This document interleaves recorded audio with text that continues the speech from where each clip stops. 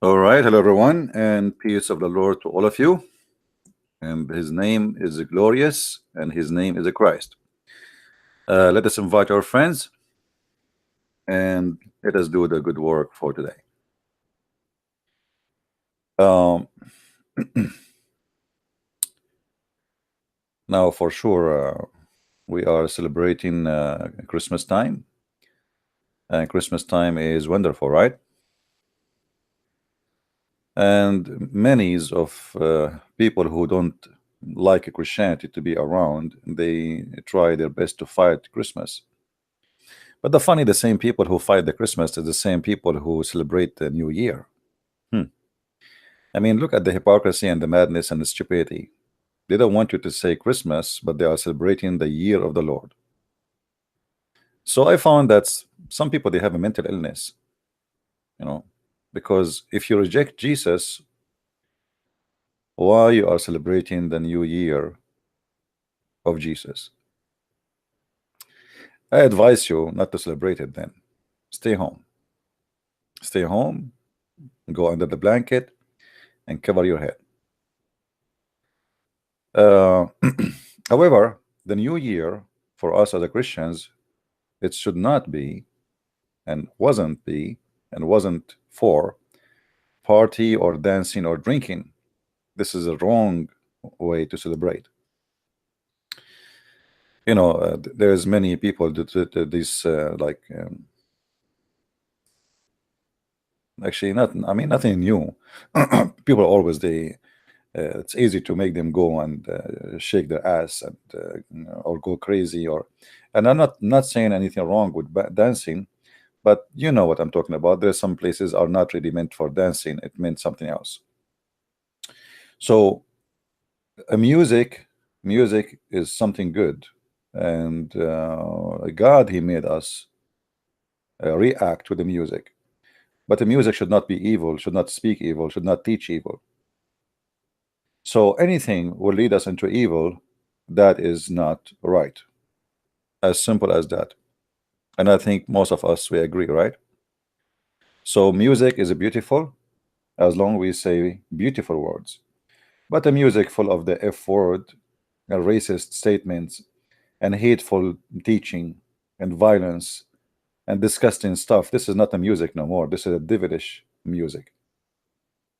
So you want to enjoy your life, enjoy it in the right way, and clean your mouth as much as you can.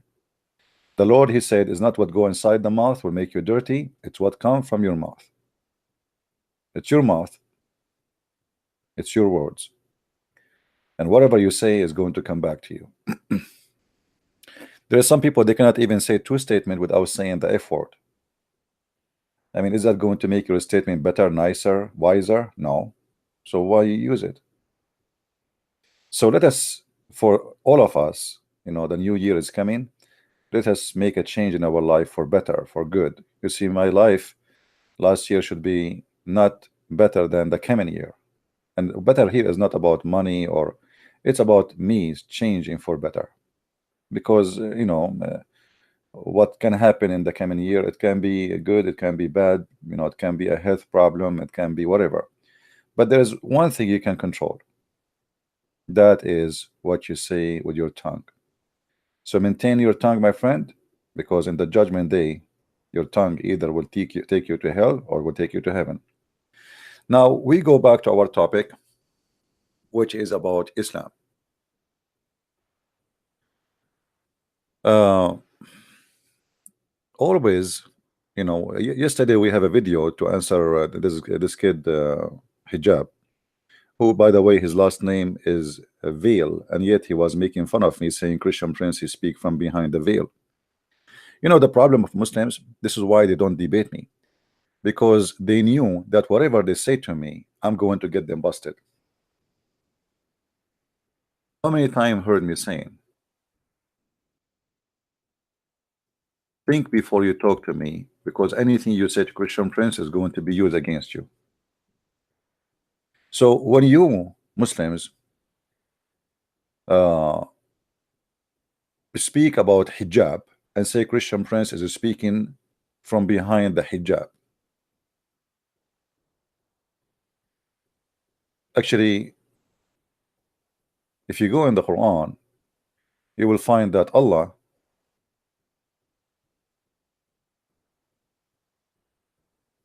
will put your prophet behind the hijab, supposedly in the judgment day.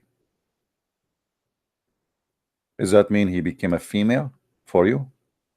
So when a Muslim he make fun, and so obviously they are making fun just because they don't want to debate me. They are making excuse. We will not debate him as long as he don't show his face. This is the same excuse Zakir Naik he said. The same excuse all of them they come with, which is silly and stupid, because people are not interested in your face and my face. People are interested of your intelligence and how much knowledgeable you are, and what you can say. We want your answers. You see, when he have a debate with David Wood, the only thing I remember about the debate is a video, short video somebody posted of Hijab camping his hair, which is funny. You look like a monkey in the stage. I mean, you could not even hold yourself from. He opened the tablet, he turned the camera on, and he started combing his beard, slow motion beard.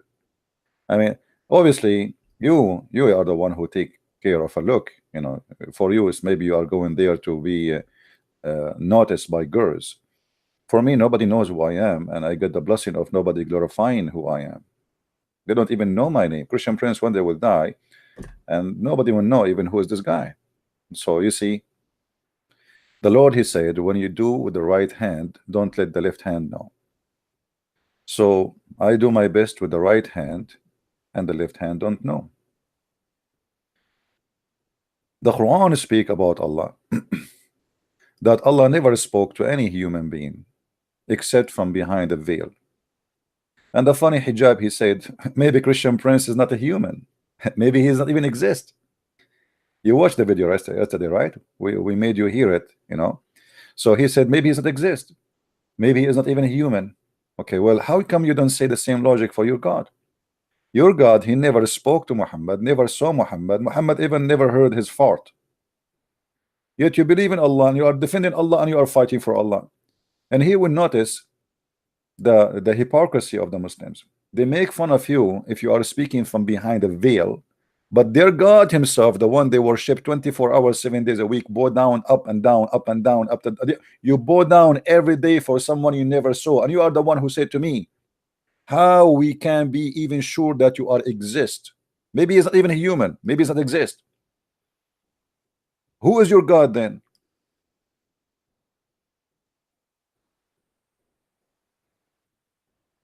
So always the Muslims, they bring shame to their religion and they make fun of their God without noticing. And this is why they don't dare to debate me. Now I'm going to open my Skype, and again for the Muslims only. And if you notice in Facebook, I blocked my email. I will not receive email from anyone no more, because I'm getting a lot of silly, stupid emails. And I don't want, it's taking too much of my time to answer stupid questions or stupid comments. Enough is enough. Too much headache. And in Skype is no better really, but in Skype it's easier. I just don't even open. Anyone who send me a text, I will not read your text. You want to talk to me, call me, and you call me only when I am live on air. I open my Skype, I found like 2,000 texts. You think I can read them all? So the one who want to talk to me, feel free.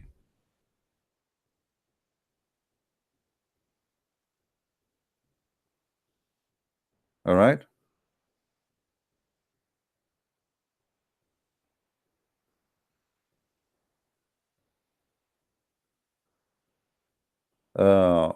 Now our Skype is open and only Muslims can call.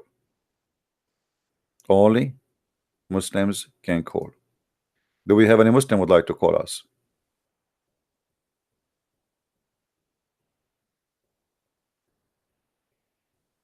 Do we have any Muslim who believe in Allah?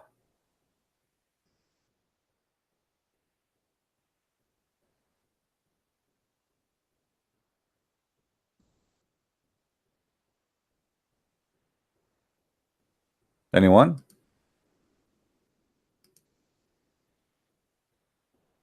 All right. Well, you will see, they will notice that Muslims, they are not really confident about the religion unless they are debating their own, which means the Muslims, he always debate himself and he win the debate. And if he debates somebody who do not know Islam, neither Christianity, that will make them feel good.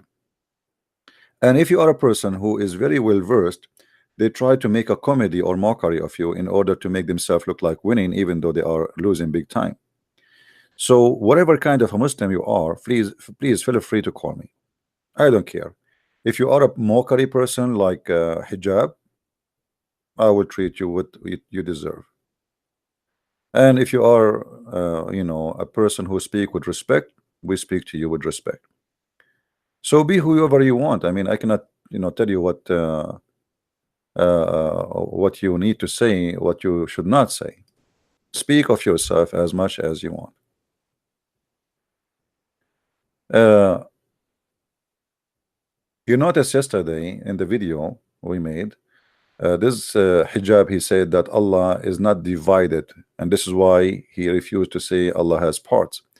But this is stupid of him to say, because none of us said that Allah is divided because he have parts. Our parts is not really or necessarily is separated from us. My hand is part of me, but it's not separated. It's not. I'm not divided.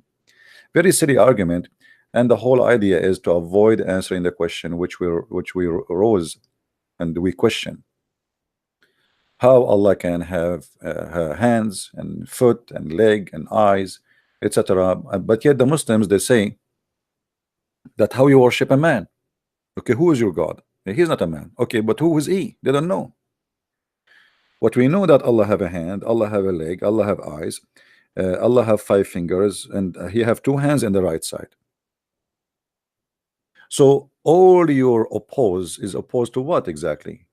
Your God is a physical being. My God is not a physical being. You see, when we say God, we say Christ is our Lord. We are not worshiping the man who became God. We worshiping God who is exist before he came to us as a man. That's why Jesus, he said, before Abraham I am. So his existence have nothing to do with him being born in the flesh of a man. But now the Muslims, they have a problem. They have a God who he is a man, or let us say maybe he's a beast.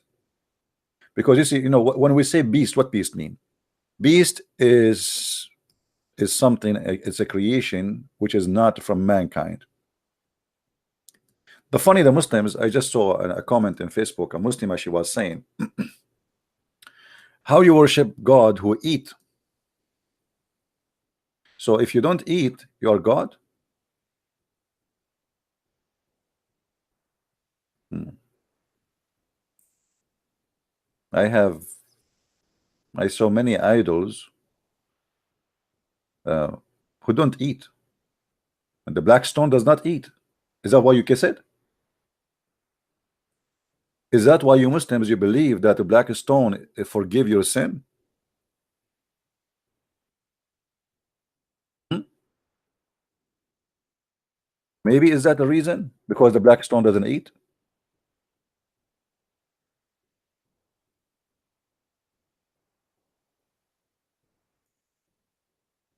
The Prophet said, from Abu Abdul Rahman, a person said to him, "Oh Abu Abdul Rahman, why I do only see you touching these 2 corners," which mean the corner of the black stone and the Yemeni corner. Yemeni corner is a corner have stones similar to the black stone, but it's not making a shape. It's just a stones in the wall, and those are stones brought from Yemen. That's why it's called Yemeni corner.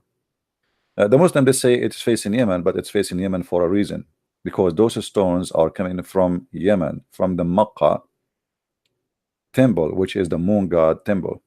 So if you touch those 2 corners, the Prophet said, touching them erase sin. Isn't it? This is a pure paganism.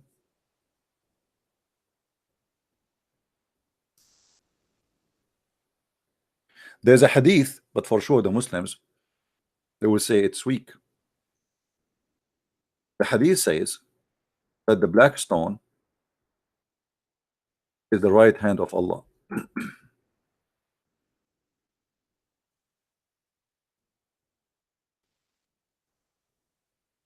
Let's see if we can find it for you in English.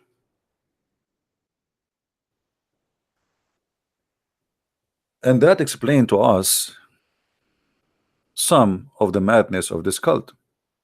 How a black stone became the right hand of Allah. Actually, I don't agree with this. I believe that the black stone was only the vagina of Allah. If you remember, there's a hadith, and for sure, if you try to find the reference in English translation, the translation doesn't say any of that. If we go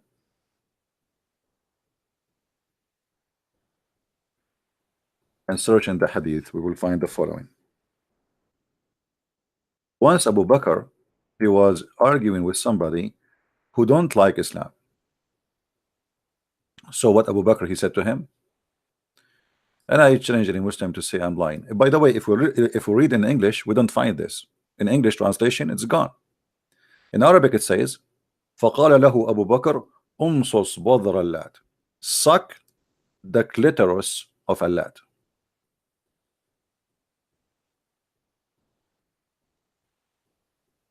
Go and suck the clitoris of Allah. I challenge any Muslim to tell me what and how and why Abu Bakr, he say, suck the clitoris of Allah. And I challenge any Muslim to say to me I'm lying. Right now, right here, live on air. My Skype is open.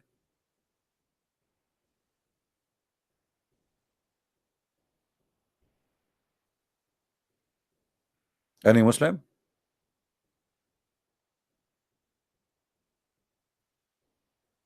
Yeah, the Lat, the goddess, Lat. The goddess, one of the goddess, the goddess of fertility, of sex. And that is obviously the black stone. The black stone is a vagina. If we go right now and search in Google, I mean, it's not, you do not need to be a genius to notice that there is something fishy about this black stone. Let us go to Google, peace upon him.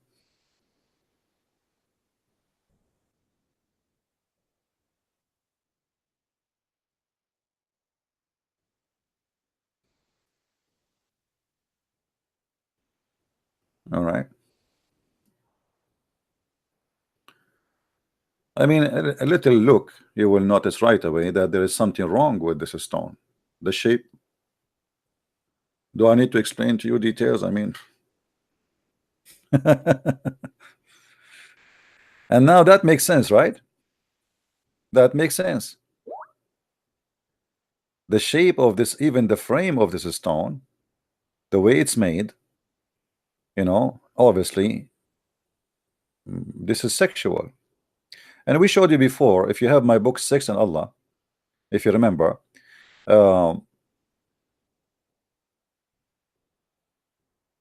we showed you with the reference how the Arab before Islam, they used to go around the Kaaba totally naked, and the women, why the black stone became a black, the Muslim, they try to hide the fact about this.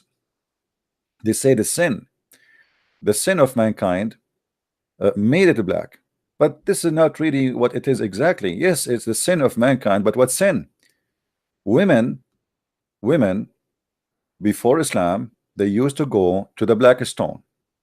They put their hand on their vagina when they have their period, and then they place their hand inside the black stone, because they believe, because they commit sin, they are not getting pregnant. And this is why the black stone, or they believe in the god of fertility. Yeah, I hope you are a Muslim, the one is calling. Hello?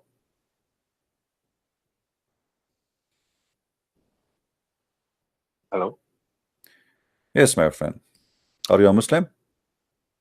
Good evening, children. No, I'm not a Muslim. I'm a Christian. I just need 5 minutes of your time. Well, we want Actually, Muslims to call us, but I will consider this time a mistake, because always we yeah. say Uh, what time, no, I when heard Christians your can call. no, I heard your life that you wanted to speak to Muslims. Yeah. Actually, I am born Christian, but I was born and brought up in Saudi Arabia, and I really never had an inclination towards Christianity because I was born over there. I lived 18 years of my life in Saudi Arabia. Okay. I'm an Indian, but I was born and brought up in Saudi Arabia. Okay. So Islam was my first religion. I was not born into it. I have not learned it, but since everybody around me was Islam, so Muslim, uh, I liked their religion. Hmm. Especially what they told me, what I've learned was all good from Like what? what Like what? What they taught you? uh, the way they used to interact with me, the way they used to say about their religion. Like in schools and all, they don't teach details about everything. They don't teach what? So they don't teach very much in details about Islam. So all my friends, everybody I who never was heard of somebody he study in Saudi Arabia and they don't teach in details about Islam, because as I know there is 6 class during the week of Islam out of 25, I think. So how you did not learn too much about Islam in a country, teach six yeah, classes a week, when we say six because classes doesn't mean just 6 hours. That's six yeah, okay, subject. but Okay, so how yeah, does it happen, please? yeah. I studied in international Indian school. It Oh, was okay. run by Indian embassy. So Yeah, but this is not a but Saudi school then. This is not a Saudi government school. no, it's not the Saudi government school. Yeah. It's run by Indian Okay. embassy. Okay, my friend. It's Let us go to that. So, do you think Islam is a good religion or not? uh, right now, after watching your videos for the past 5 months, I really do. I have a change of heart. I don't really believe like what I thought previously is the right thing right now. Okay. Uh, I So, feel like Islam. did you decide to leave Islam or not yet? No, no, I am a Christian. Oh, okay. I'm born Oh, Christian okay. family. So you are saying Uh, to me you are a Christian, but because of what you saw, you thought it is a good religion. yeah, and I didn't learn about Christianity for the first 18 years of my life because in Hmm. Saudi Arabia it's banned to My friend, you live in teach Saudi religion. Arabia. You live in Saudi Arabia. Did you ask yourself why women cannot walk around on the street in Saudi Arabia? No, like I said, I didn't know anything about any other country, I and know, I I know, didn't. I know, but still, I need to ask myself if this country is a good country, if people there Yeah, are believers, what will make women insecure to walk alone in the street? yeah. Like I said, when I was in that country, I never thought about it. But Hmm. when I came back to India, where everybody is free to move, free to walk, and they can do whatever they want, even there's no discrimination against gender. Hmm. Uh, then I felt like okay, Saudi Arabia was like a jail to me. Like you can't have any kind of freedom. You can't have any kind of Hmm. entertainment outside of your house. You're not supposed to do anything outside of your house. Even if you wear a cross, the Muslim boys and all they used to harass us. But we all thought that it was fine because it's their country and Okay, my friend. so we thought it's all fine Okay, then. let us not to But waste now, my time and your time, my friend. Here we are here to debate about Islam. I respect your your experience and etc. and what you went through, and watch more and learn more. Anything else you want to say? Simtas, yes, thank you for Thank your you. videos. All That's right. the only reason I know Christianity more. Thank you. Thank you. Thank you. Take care. Yeah, let us guys. Here I'm trying to speak to Muslims so we can debate with them. I respect your experience, but there is something always we need to ask ourselves.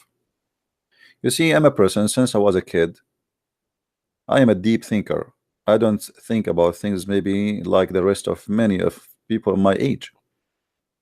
When I see people in a country that a woman she is not allowed to walk alone, if we ask why, they say because it is not right.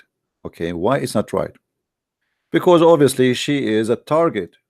Because this society made the woman nothing as a human, but she is just a vagina as the black stone in front of us.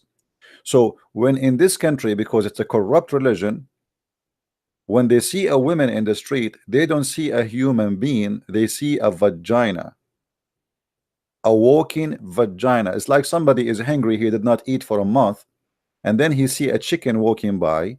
He don't see a bird, he see a barbecue chicken. His saliva will start coming down. And this is telling us that this society, Islam did not create a healthy society. Islam created a corrupt, sex addicted society. As simple as that. If this is a religious community and the Sharia law is implanted, then we should not be worried about women walking alone on the street, because all are believers and they should be good, and women are secure and nothing will happen to her. Why a woman in USA, she walk alone, she go do shopping, she drive her car and nobody jump on her? And they are not supposedly religious as the Saudi. Yes, in America we have a great number of Christians. Like Sunday today, if you go to any church, you will not even find a place to park your car. America is not like Europe. But still, you know, there is other religions, there's other groups, there is a Hindus, there is atheists, there is etc. There is. But women, they go in the street and nobody. And actually in America, if you just say a sentence to a woman, let us say you saw a woman and she is beautiful and you say to her, wow, sexy, huh? If they got you busted, they will they will register you publicly as a sex offender just for doing that. You are a sex offender, which is a big humiliation for any man, and it's a crime actually. Muhammad, when he saw a woman in the street, what Muhammad he did? He stared at her until he arose, until almost he is going there. And then he left his friend in the front of his house. He went to his wife inside the house, and she was tanning leather, and he had intercourse with her. And then he claimed that women, they come by the image or the advance in the image of the devil, the shaitan, and they retreat in the image of shaitan. But who is the shaitan here? Here you will see the hypocrisy of Muhammad. If I am a man who saw a woman, and the woman, she is doing nothing wrong, she just walk in front of me, and I claim that because I get it, she you know, I get horny, she is the reason, and she is the devil. This is the mentality of Muhammad, where he is the devil, but he blamed the women that she is the devil. And look here how insulting it is, even to God. Because who is the women who is the one who made women attractive to men? Anybody can give me the answer? Who is the one who made women or created the women to look like this, to be attractive to men? Isn't it God? So why you don't say God is the devil?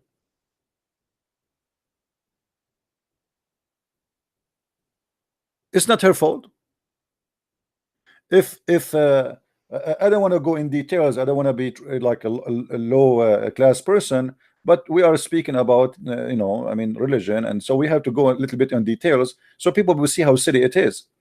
If a woman have a breast and the man is attractive to women a breast, now who is the one who made the women have a breast, and who is the one who designed the man to be attractive to the women a breast? Isn't it God? So why you are blaming the women, but you don't blame your God?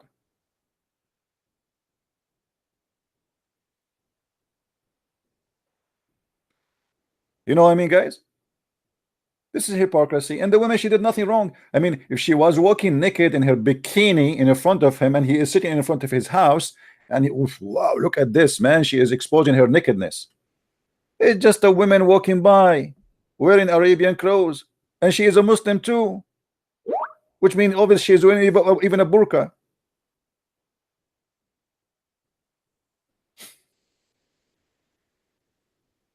So wearing the burqa did not make Muslims better men, right?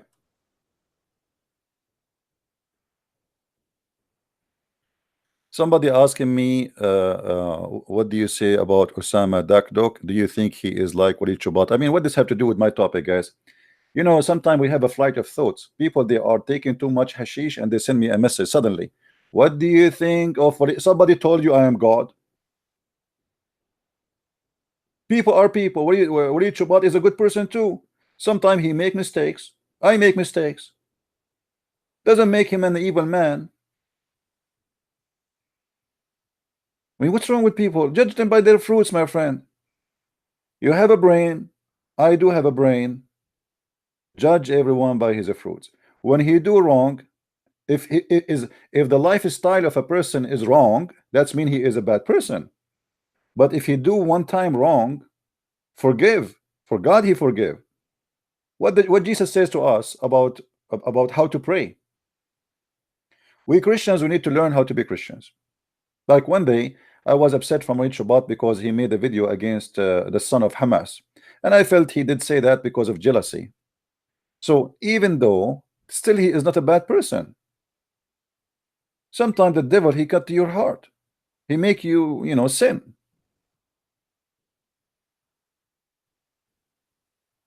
Forgive, my friend. When they asked the Lord how we pray, he said, say like this, pray like this, our Father art of heaven, and then right away forgive to us as we forgive to others. So even if a person he did sin into me, I don't deserve forgiveness of the Lord if I am not willing to forgive to others. So we are not here to judge, we are here to judge fruits, not a person. So Walid Chubat, he did a great job exposing Islam. Osama Daktok is a wonderful person exposing Islam. But yet every one of us, including me, we have our, you know, pump here, there. You know, we are human, we do things which is sometimes not right. So let us judge the fruits. If you have a tree and have the tree have a 5,000 wonderful orange and there's one of them is damaged, are we going to say this is a bad tree?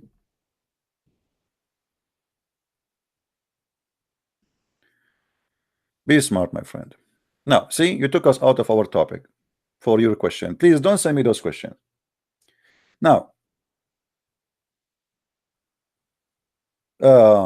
as you see here, Muhammad, he is blaming the women for she is the one made him horny. Muhammad, not only that, he go far in his attack on women, blaming because Muhammad is Islam is a man-made religion made by the man for the man. The purpose of Islam, Muhammad, he knew that the one he need them to make him victorious is not the women. The women are not the one who will carry the sword. So Muhammad, he made it clear that if not Eve, no woman betray her husband.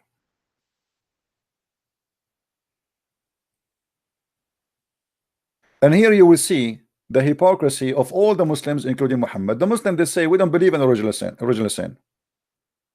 How many times we heard Muslims saying we don't believe in original sin?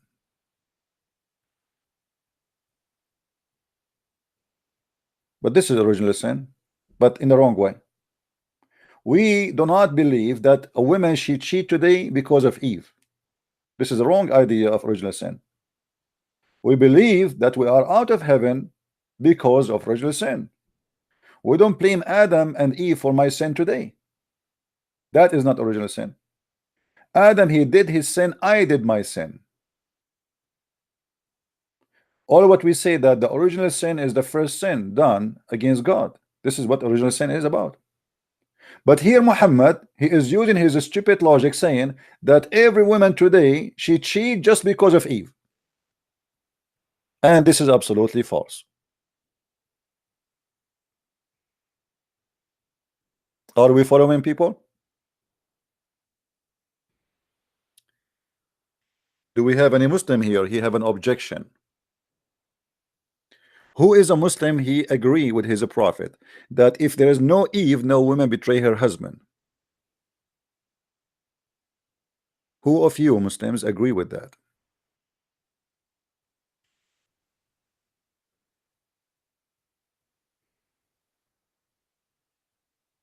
Anyone would like to give us a call? Only Muslim, please. I don't want to receive a call from non-Muslims. Here we notice that Muhammad, he have a lack of intellect and lack of ethic. Because if this is the case, that mean you, Muhammad, don't respect your mother, you don't respect your wives, and you believe that every wife or every woman, excuse my language, is a whore. The Muslim, they say, the Bible say that Eve, she betrayed her husband. That's what they claim. And the funny, they say that this is not right. But the funny that Muslims do not know what their prophet said, which is totally false about what we believe in the Bible. The Bible is saying clearly that God, he punished them both, man and women, for their sin. He did not blame the women alone, he did not blame the man alone.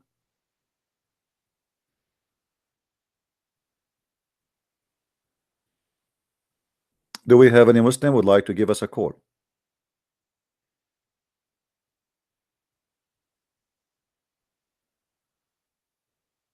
Now, somebody asking about Abu Huraira. Just to tell you, Abu Huraira, one of the most famous companion of Muhammad, but many of you do not know who is this guy and why he is always with Muhammad.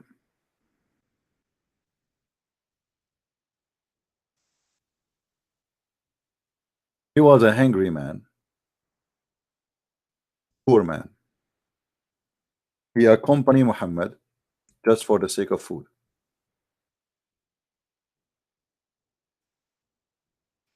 It's like, you know, you have a homeless in town.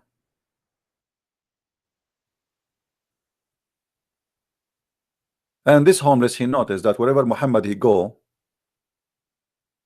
food is for free for him and who is ever with him. Abu Huraira, he's stuck with him.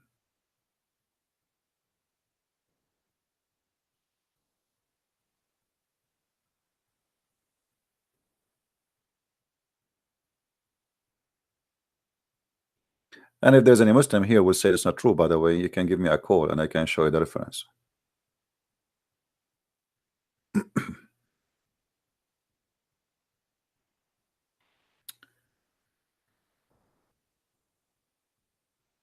And there is a reason Muhammad he like Abu Huraira, because he is in deep need of food, free food. Whatever Muhammad he's saying, Abu Huraira he says Allah and the Prophet knows best. He is extremely subdued. For this guy, all what he need is the company of Muhammad, so he will have a free breakfast, free lunch, free dinner.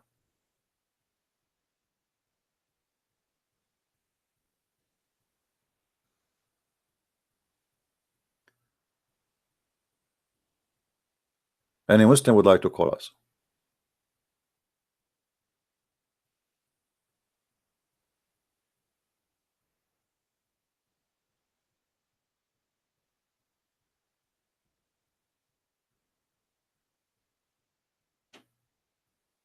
Anyone?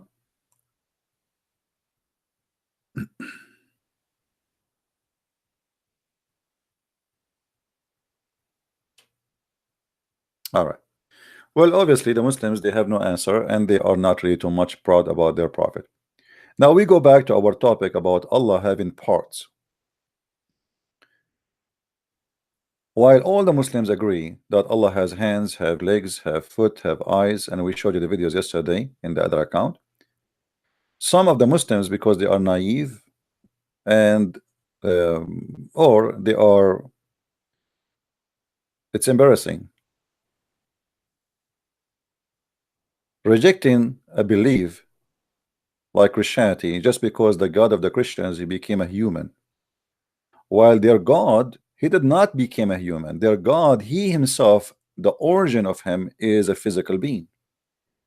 So how it is not accepted to worship God who is a physically in a form of a human, but it is okay to accept God who is physically in a form of any human, because they say he is not a human? No problem.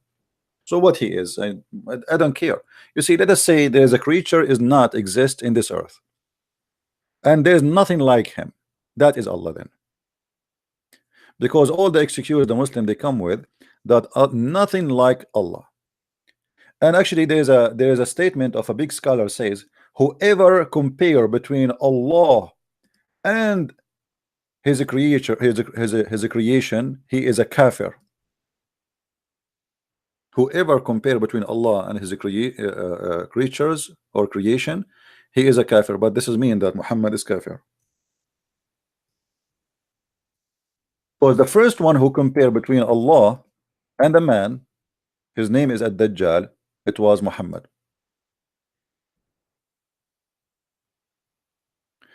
And this is my experience with Muslims through my, like lifetime experience, that Muslims they have big mouth, they say stupid things, and then they will regret. You see, you will look like a smart Muslim as long you are not speaking to a smart, educated person. A bunch of dumb people. They say the Prophet said, Allahumma salli. The second you say the Prophet, once I called an Arabian TV. I wish I have a recording for it. The Muslims they have something about them. The second you say Muhammad, everybody have to say sallallahu alaihi wasallam, because they don't dare. I mean, the second you, so I called the TV station. I said the Prophet sallallahu, right away, all of them they repeat with me sallallahu alaihi wasallam. I said when the Prophet, they sallallahu alaihi wasallam. The second I say the word, I keep repeating the word the Prophet, and then I said to them after they made it many times, and they said zidu alaihi salatu wasallam. They said, which mean increase more prayer on him, Allahumma salli wasallam. So I spent it like 10 minutes just making them repeating Allahumma salli wasallam alaihi wasallam. It was hilarious. Isn't it obvious that I'm making fun of you? But just because I'm saying sallallahu alaihi wasallam, who dare to question why this guy is keeping saying that? Who dare? Who dare to say to me, stop saying that, man? If I continue until tomorrow, keep saying sallallahu alaihi wasallam, he will never dare to hang up on me. He will never dare to say, what are you doing? Because then the Muslim, they will say to him, what's wrong with you? He's saying sallallahu alaihi wasallam.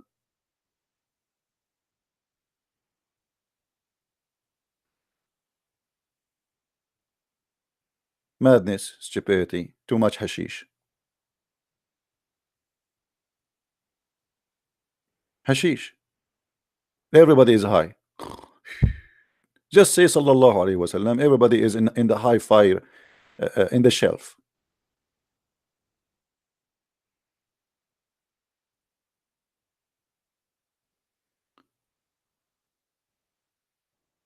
Who is a Muslim wanna call us and correct us? Yesterday actually I blocked a Muslim who wanted to call me badly because he became so annoying. So let us see.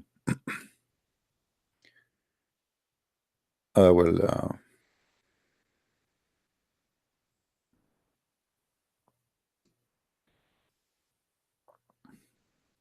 check the contact.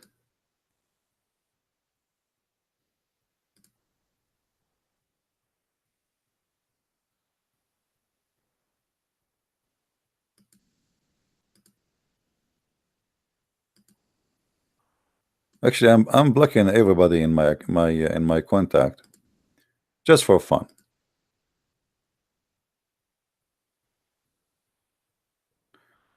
Actually, the list is so big of people who I need to unblock them. It's endless. Because there's like there is some of them even they are calling just to make a funny noise, etc. So I keep it blocking.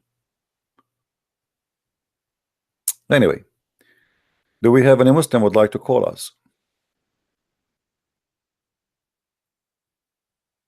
Anyone? Any two? Any five?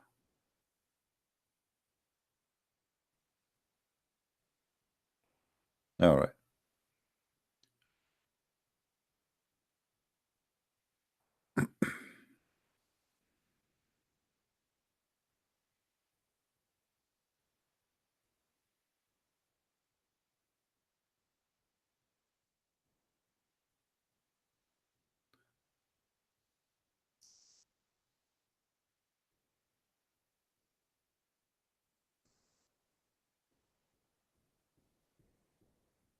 Hmm.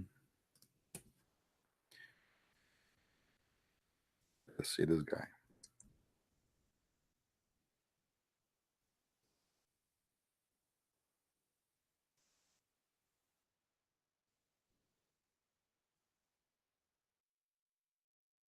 See, we're trying to get you customers. What we can do?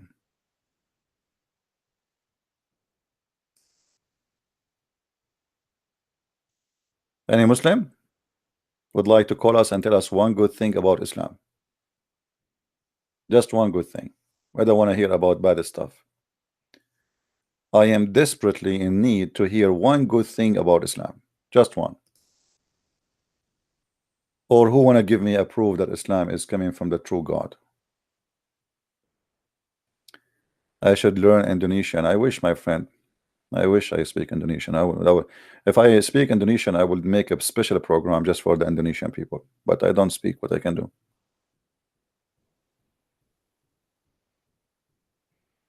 Anyone?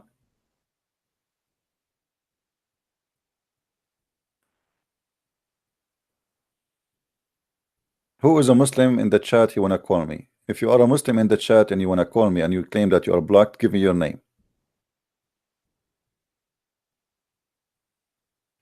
And learn something. If I say to you, don't call now, we are talking, I want to finish the topic, don't call.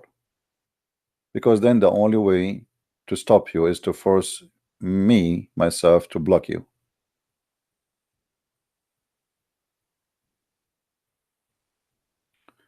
If you say in Arabic, Allah, yeah. So hold on. If you say,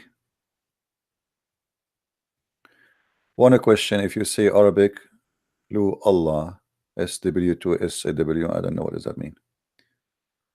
Well, his name is a troll, what I can say. Do we have any Muslim would like to call us? Mayday, Mayday. We need a Muslim who understand his Islam. Until now, we could not find one Muslim understand who is Allah, what is Islam, and who is Muhammad. Not a single Muslim. You people, you keep worshipping God, you do not know who is He. If I ask anyone who is Allah, look what they will say to me. He is the creator. But the Quran says Allah is the best of the creators, which means there's many creators. So this is not an answer. Otherwise, you have to accept that the Quran made a stupid comparison between two are not exist. When I say I am the best of the creators and there's no other creators, either I am a liar or there is creators. Do we agree, people?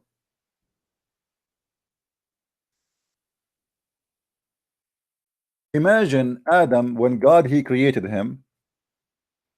Adam, he said, I am the best of mankind. But you are the only man is exist, Adam. That's a lie. How you can be the best of mankind if there's no mankind except you?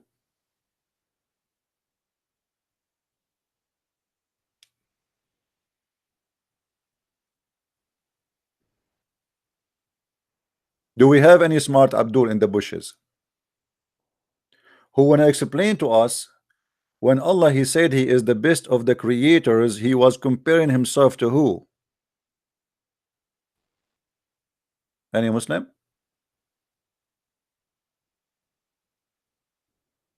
It's very hard to follow up with the text. The text is so fast, but you know, I'm sure my voice is clear and Muslims they are hearing me. You want to answer me? Answer me by you know. You see, have you ever seen any Muslim open their Skype, open a challenge for anyone to call? All those famous ones, you call them scholars.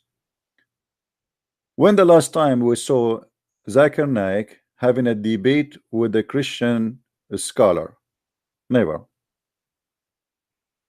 Never. And you know, I warn Christians, don't ever accept to have a debate in the format they say it and they do it these days, like 5 minutes for me, 5 minutes for you, because this is a very stupid, silly conversation. It's not a debate. It's, you know, you take the mic, you start saying, I wonder how, I wonder why.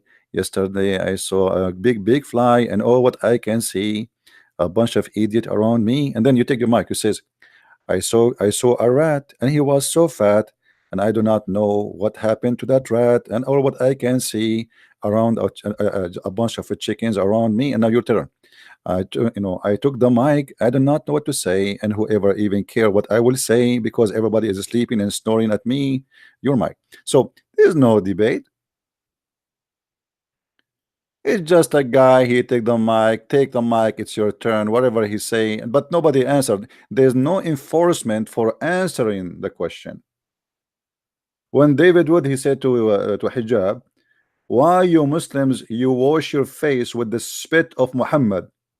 He said, "If the spit will make me a god." This is the answer. Okay, I'm God now. This is an answer. This is how you answer a very serious question like this. This is just a kid, idiot, trying to avoid answering the question. And this is why I don't like this kind of debate. A real debate is both they have a crossfire. You say something, I say, look, you say it right now, not after 5 minutes after everybody sleep and take a nap. And people forgot what you said. Don't debate the Muslims in such a way. It's a waste of time. It's a stupid. Put him right away in the corner. Make him wear the hijab of Allah, the burqa. Any Muslim would like to give me a call?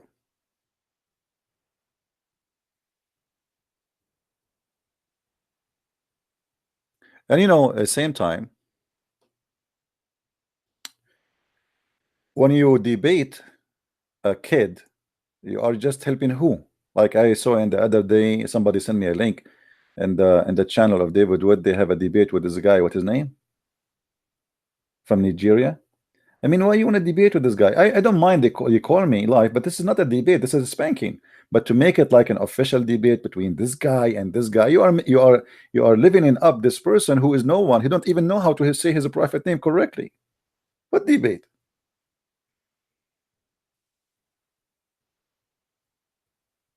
This is a debate.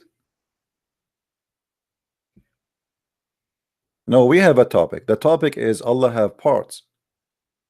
Allah have hands. Allah have legs. Allah have ass. Allah have eyes. Allah have shin.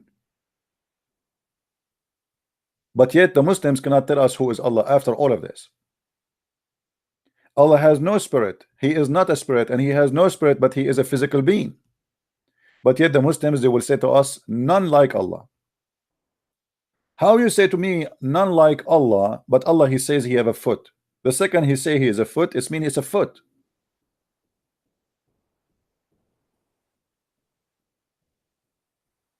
There is a Muslim saying to me, you are lying. Call me, my friend. Okay, call me and prove it. Guys, here we go. We have a Muslim in the chat. He says you are lying, and he will prove it to me. Give me a call, my friend.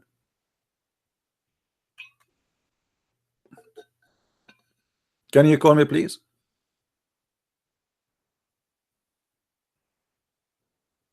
The one who said you are lying?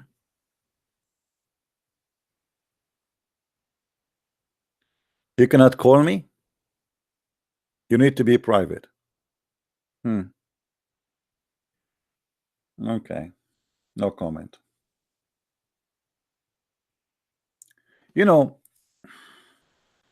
I never saw a God who teach lies as much as God. His name is Allah. Let me show you. If we go to chapter 3, verse number 28, as long you are accusing me of lying, I mean, lying is official part of the cult of Islam. It's a must. You cannot be a Muslim unless you practice lying as a daily practice of your religion. So I don't understand how a Muslim even dare to speak about the word lying when your prophet, he taught you to lie. Isn't it your prophet? He said a Muslim can lie in 3 things: to his family, to his friends, and to his enemies. Who's left? Who's left?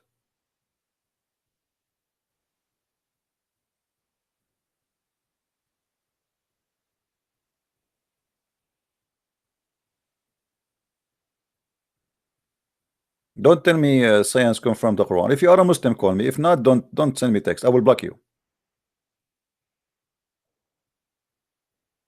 Read with me carefully. The Quran teaching the Muslims that they cannot take non-Muslims as a friends. And the funny, the Quran call the non-Muslims hypocrites. Yes, yes, the Quran call us hypocrite, but look what the Quran teaching them. The Quran teaching the Muslim to be hypocrites. Look, it says, take not. Okay, look like we have a Muslim. Hello?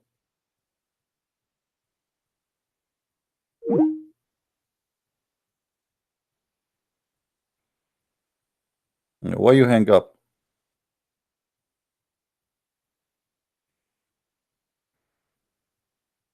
And why your camera was open? I saw something. I don't know what is that. Is that your private part? Are you Muslim showing me your private part in the camera? MashaAllah. I don't know. Maybe I'm mistaken. I saw something weird. Hello? Yes. Who is this? Why? Wait, hold on a second. Your name is Rahim. How are you, Rahim? Wait. Okay, I'm waiting.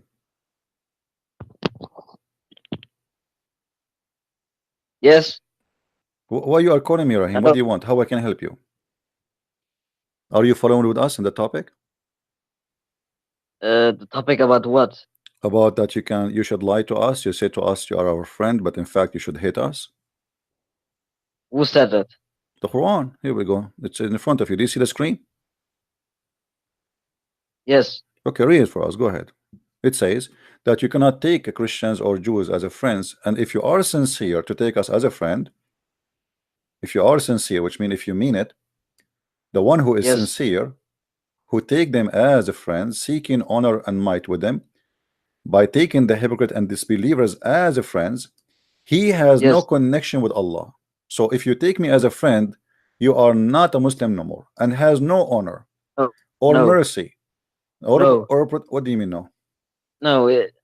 Where in the Quran does it say you are no more a Muslim? Allah just doesn't like it.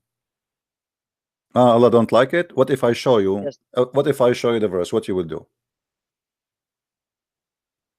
Okay, show me where it says you But are no, no let Muslim. us make it clear. Are you making a challenge for me? Because that will put me in the corner if I could not show you, to be honest with you. Yes. Okay. Challenge. Yes. So it's a challenge. So if I show it to Yes. you, what you would do, my friend?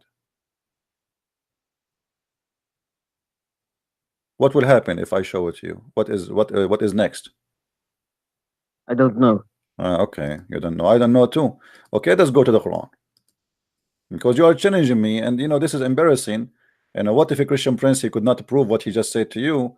That will be bad. So what about we make a challenge that if I show it to you, you agree that Muhammad is a fake prophet, and if I don't show it to you, No. I agree that Muhammad is a wonderful man. No. No, He's not a fake prophet. he is not a fake prophet. Oh, okay, I see. Chapter 5, verse number 51. Can you read for me the verse, please? 51. Yeah, I'll read it for you in the screen. Do you see it? Yes. Read what it says. Oh, you will believe, take not the Jews and Christians as friends. They are friends one to another. Ye among you will take them as friends, though Allah guide not the wrongdoing. It doesn't say that they are non-Muslims. Allah just doesn't like it. Read. Why you stop reading? What wrongdoing? Read. What do you mean? Read. I read the whole verse. No, you did not read. It says the one who take you as a friend, he is one of them. Yeah, but it doesn't mean how you can that be they one of are- us? How you can be one of us? What does that mean? You are one of us.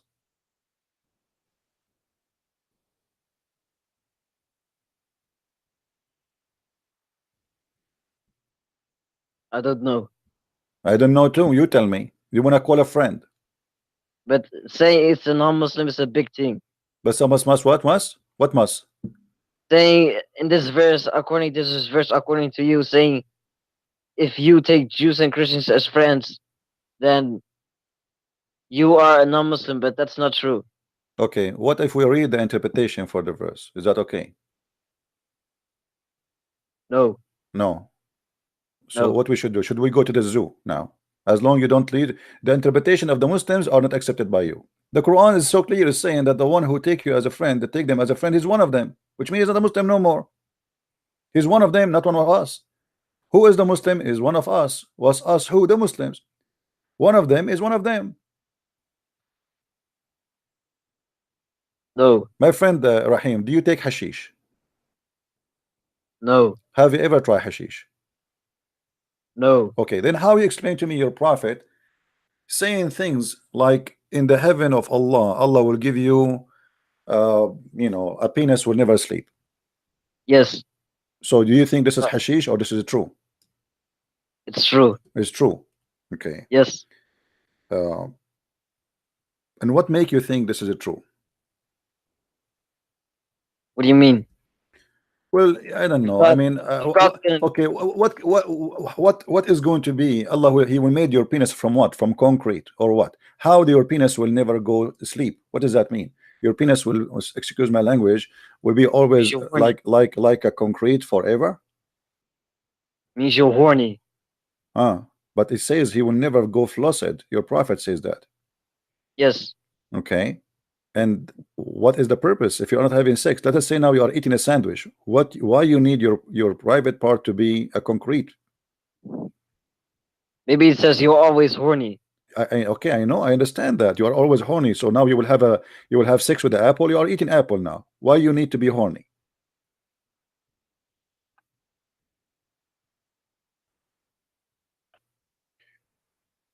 Huh?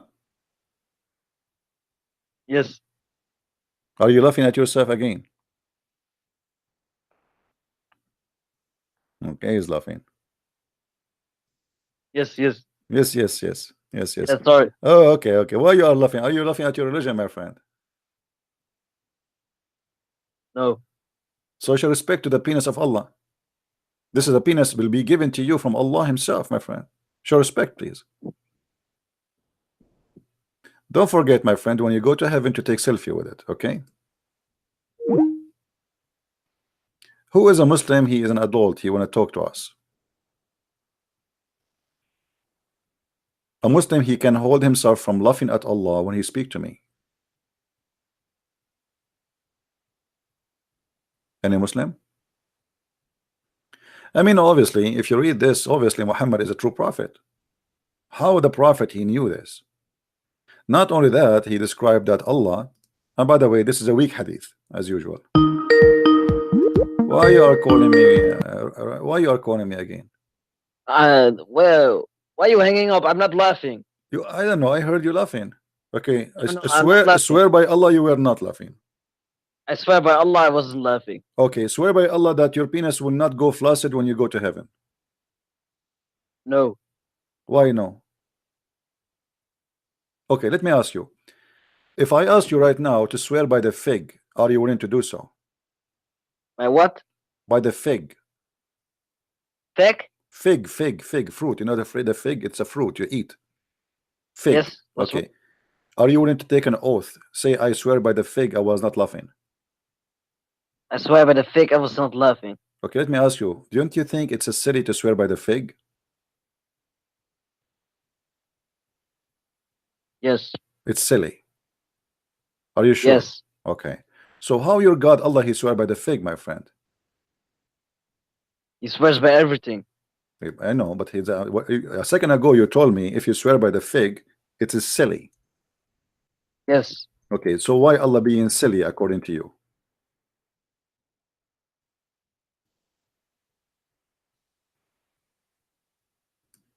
I don't know.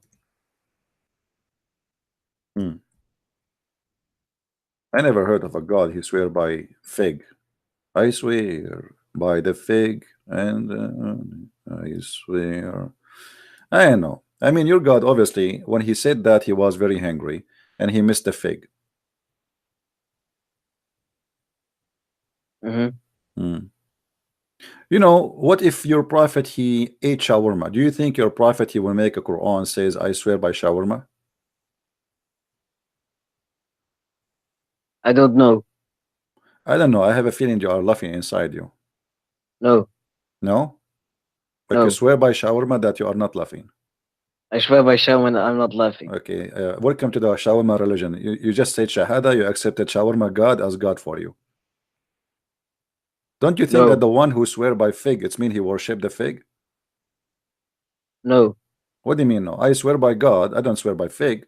So when Allah swear by fig, obviously he's worshiping fig. Otherwise, no. how?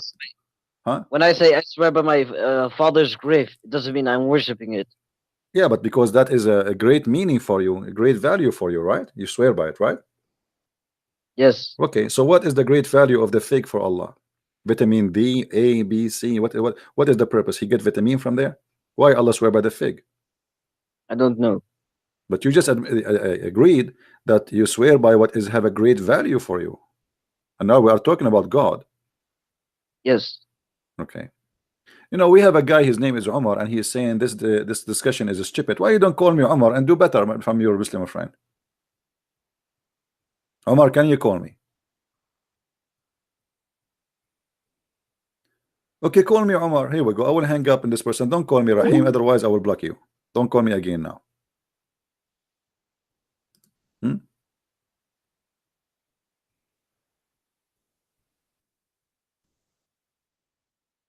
Any Muslim?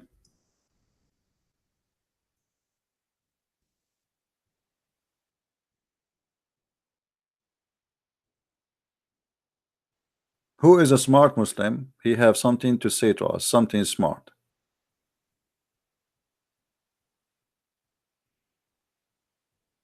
Thank you for those who they are making donation. May Allah provide you with all the fig and the olive you need. I swear by the fig and watermelon, I swear. This is serious, man. God, he swear by fig. I mean, the God who created the galaxies, the stars, now he is swearing by fig. Don't you think this is really deep? You know what? I guarantee you, if you're a prophet, he heard. Don't call me Rahim again. Don't call me. I will block you. I warn you. One more time you call me, I will block you. Okay, here we go. You ask for it. I will block you. Here we go.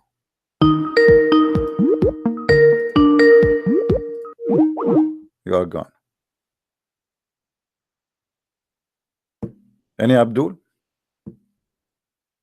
What is the purpose of God swearing by fig? Is that serious? Or this is a joke? God. I mean, do you know how big the universe is?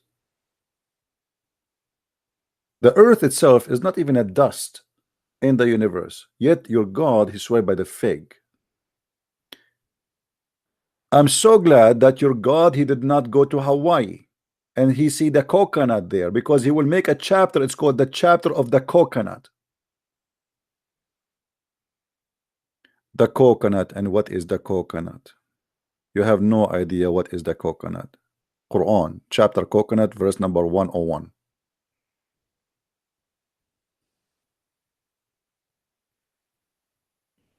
Any Muslim can tell me what's happening here? Hmm? Actually, banana. You see, let me show you the Muslims what they do with their religion.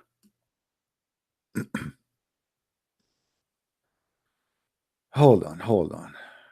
I mean, what we can do, what we can do. Bad boys, bad boys. What we gonna do when I come for you?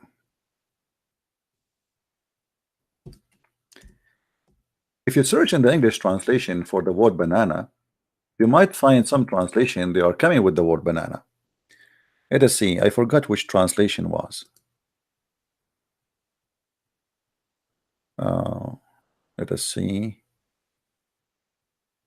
You see, I'm choosing as many as I can. Okay, let's see. Here we go. Da da da da da da da da da da. Da, da, da, da, da, da, da, da. I mean, do you see this? Isn't it? This is beautiful. Banana. Allah promised Muslims in the heaven banana. The Republic of the Banana. Allah promised me in heaven banana. I was really so worried that Allah will not give me banana.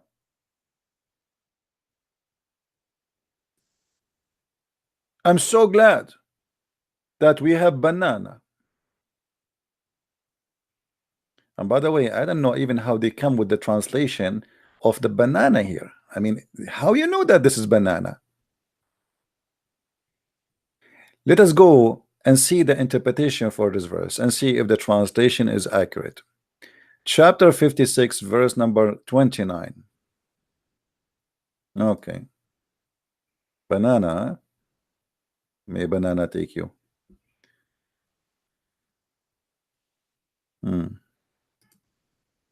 What a banana god.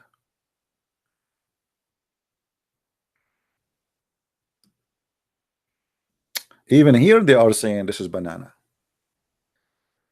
Huh. Interesting. I don't agree that this is really banana. I believe that طلح. Let us see what the طلح is in the Arabic dictionary.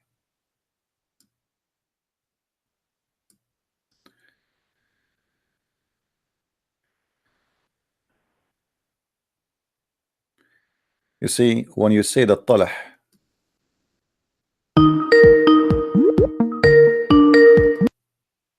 hello?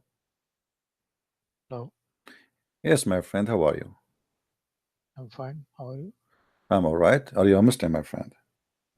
Yes, I'm a, Can you speak louder, please? yes, I'm a Muslim. Okay, can you speak louder, please? Yes, yes. Yeah. Okay. All right. See here, Okay. guys, I just went to the Arabic dictionary just to prove that this is not a banana. Hello. Yeah. Hello. Yeah, they say that it's a banana tree, but they are trying to compare it to the banana tree. The fact it's not. Yes. It Hello. says, I hear you, my friend. Hold on. I hear you. I hear you. Hold on. Okay. It says, and it's a huge tree. من شجر العضاء له شوك وثمر. It have needles and have glue come from it. And I can't hear your voices. you cannot hear me? Do you hear me or no? Hello? Okay, call me back. Call me back. So you see, even they try to make it banana, but this is not a banana. This is not a banana. Have nothing to do with the banana.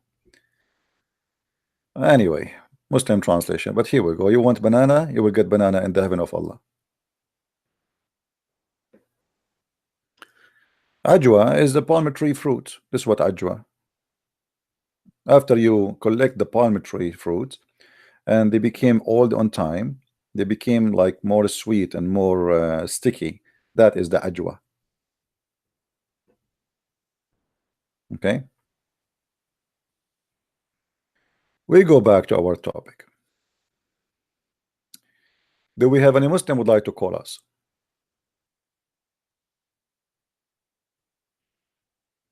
We got a Muslim who called me, but obviously his voice is not working.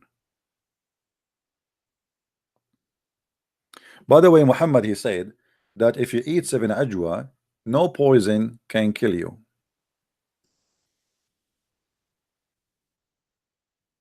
And no black magic can affect you. Hello? Hello. Yes, my Hello. friend. How are you? You hear me? Hello.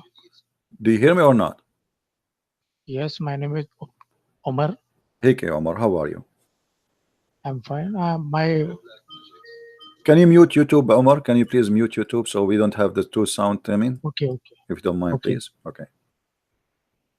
My question is, there is violence in Bible and all the Bible scriptures.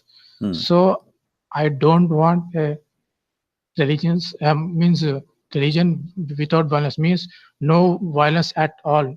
God should not punish anyone, but there is uh, violence in Bible. I saw there Okay. is a violence in Are Bible. you a Muslim, my friend?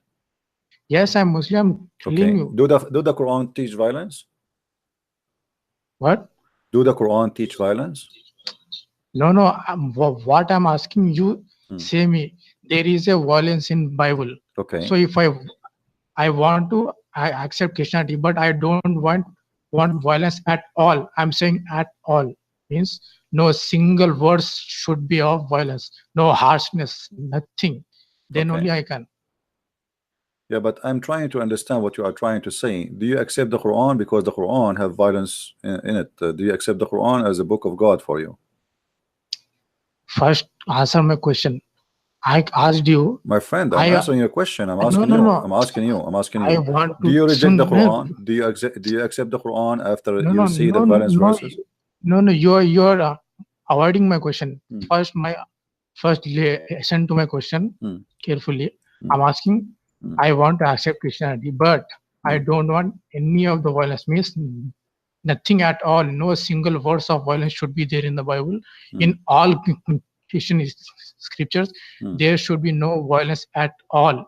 But your God, Jesus, God is saying to kill children on. Or what is this? Where my God, he said, kill children. Do you know? What? Where my God, he said, kill children. No. I'm talking about violence. Violence is there. My friend, I understand. I'm trying to understand what you are trying to say to me. Now, okay, let me make it. Let us make it simple, my friend. Let us make it simple, my friend. I don't Hold on. remember. Okay, hold on. Wait. I don't remember the Bible verses carefully, but there is a violence in Bible Okay. on Okay, the other violence in the Christian Bible is very scriptures. simple because the Jews, they've been attacked, they've been enslaved, they've been killed, and they have the right to defend themselves. Now, what is the reason for the Quran to have violence? I'm talking about yet you. Brother, I am talking to. I'm telling you why the people they live in a society, and people they attack them. The Jews, they've been enslaved twice. They took the whole nation, women, children, even goats, chickens. They take everything. So those people they have the right to defend themselves. Why in the Quran? Okay, okay, hold on. God, Who is the one who ordered? all. Okay, let me ask you. Bro, wait, don't avoid my question. I'm not asking you a question. I'm not asking you. I'm having a conversation with you. Take it easy. Let us eat some curry together and we cool down, my friend. Okay, hold on. Listen. Listen. No. Do you? Okay, let me tell you a story. Let me tell you a story. Okay, hold on. We can talk together. I will answer you. God means God is all powerful. He can do without violence. Why then violence? Okay. Why then violence? Why hurting? Okay, but harshness? why you don't ask yourself the same question then? If you are against violence, why you don't ask yourself the same question? No. Your God is loving God, as many Christians no, claim. my Your God, is my so God, loving. no, my God. Let me tell you about my God. You have a should wrong. not No, you have a wrong idea. violence. You have a wrong idea about my God. My God, in the judgment day, He will bring people and He will say to His angels, slay them, for they did not accept me. Don't tell me my God is loving. Don't tell me who is my God. Don't tell me who is my. Don't tell me who is my God. I am telling you who is my God. You don't tell me who is my God. I'm answering you. Shut up. Let me answer you. My God, in the judgment day, He will order His angel and He will say, bring them right here and slay them. This is my God. So you have a wrong idea about my God, and you keep talking like a pregnant woman in the living room. You will not let me talk, right? Are you scared to let me talk? Are you scared to let me talk? What? I'm not scared. Why you are asking me if you will not let me talk? You will not let me talk. Let me talk. Okay, you asked me a question. Can I answer you, please? Your Majesty. You are scared, man. You are scared. Let me answer you. You are the one who is scared. You are the one who is terrified. Get lost. I said let your mom call me. Let your mom call me. What a potato. He want to ask me a question. He will not let me answer. Who told you that my God is a loving God? My God is a loving God only for those who accept Him. When the judgment day come, there is no loving God no more. There's people go to hell. There's people go to heaven. The love is over. Time for punishment. Love for those who deserve love, and punishment for those who deserve punishment. The Lord and the Messiah. Okay, we have another Muslim. Hello. Hello, Christian Prince. How are you? I'm an Abdul. You are an Abdul. That's wonderful. How you earned this title? Did you buy it or something? I wanted to call you because I'm from Germany. I have wrote you today. Okay. I'm not here to debate you. I think that I'm not so good in English, and I think that a lot what you say makes sense for me me. But I am born as a Muslim and lived 25 years with my religion, and since a month I get doubts and I watched videos who are critical towards Islam. And first of all, please don't show my name. No, I will not show your name. No problem. Okay. I will not tell anyone that your name is Muhammad Ali Ahmad Muhammad Muhammad. Abdul 47. Yeah.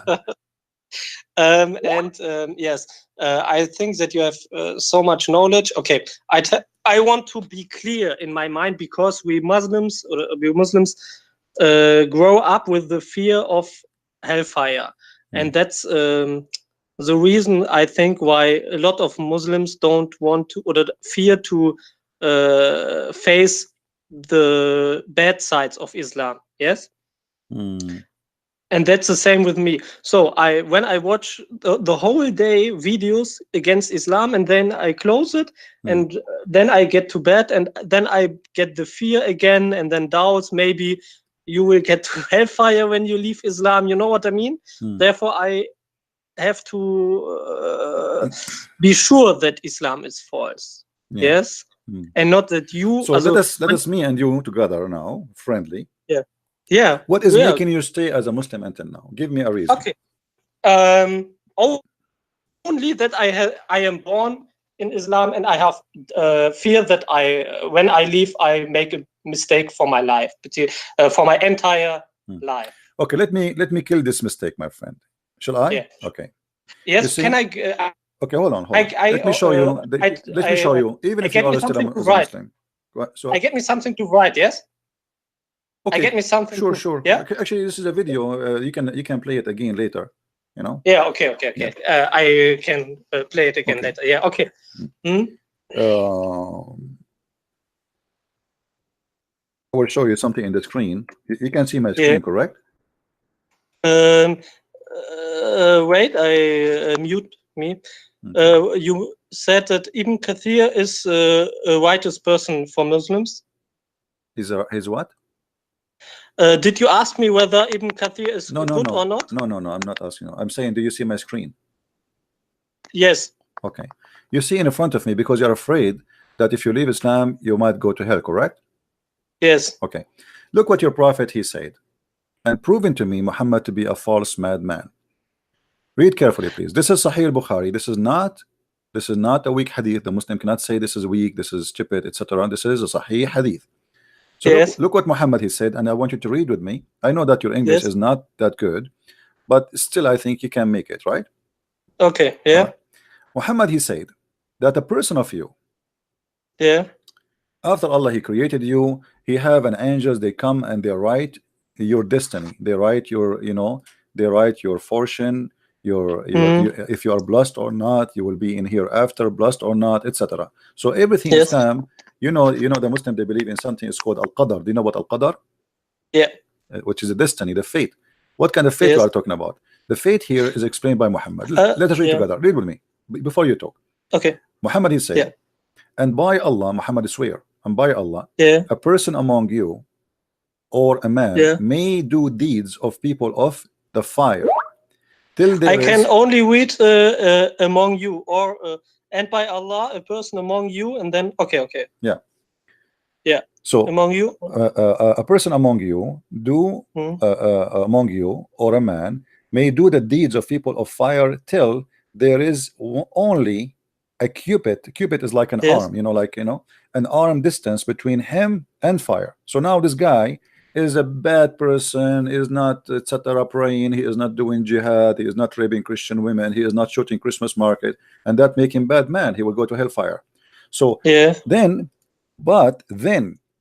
that written which Allah ordered his angels to write, proceed and he does the deeds of people of paradise and he entered. So what do you understand from this? What we understand here? Not much, because my English is bad. Okay. Okay. And by Allah, I'll explain to you. I'll explain to you. Let me explain.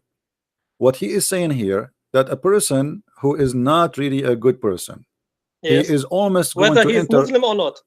Whether he is it doesn't matter. Yeah, he's not saying a Muslim or not. He's saying a Muslim, any human being. Allah, he created a human being. So until there is one day, he's almost going to enter the door. There is one arm between him and the door of hell. That's it.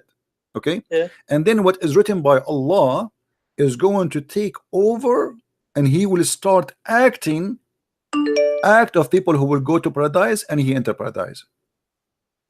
Now, so it means it doesn't matter. Which means you convert to Islam, you don't convert to Islam, you pray, you don't pray, who cares? What is written by Allah is going to happen anyway. Okay. So do you see now why I say to you, you should not be worried? Because Islam is like a gambling, it's a stupid religion.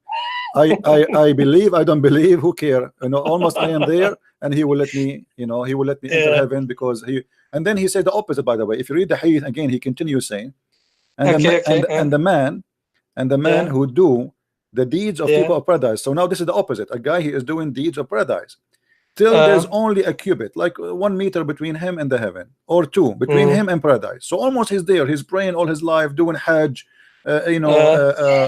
etc. And then what is written by Allah proceed, and he does the deeds of the people of the fire, and he enter fire.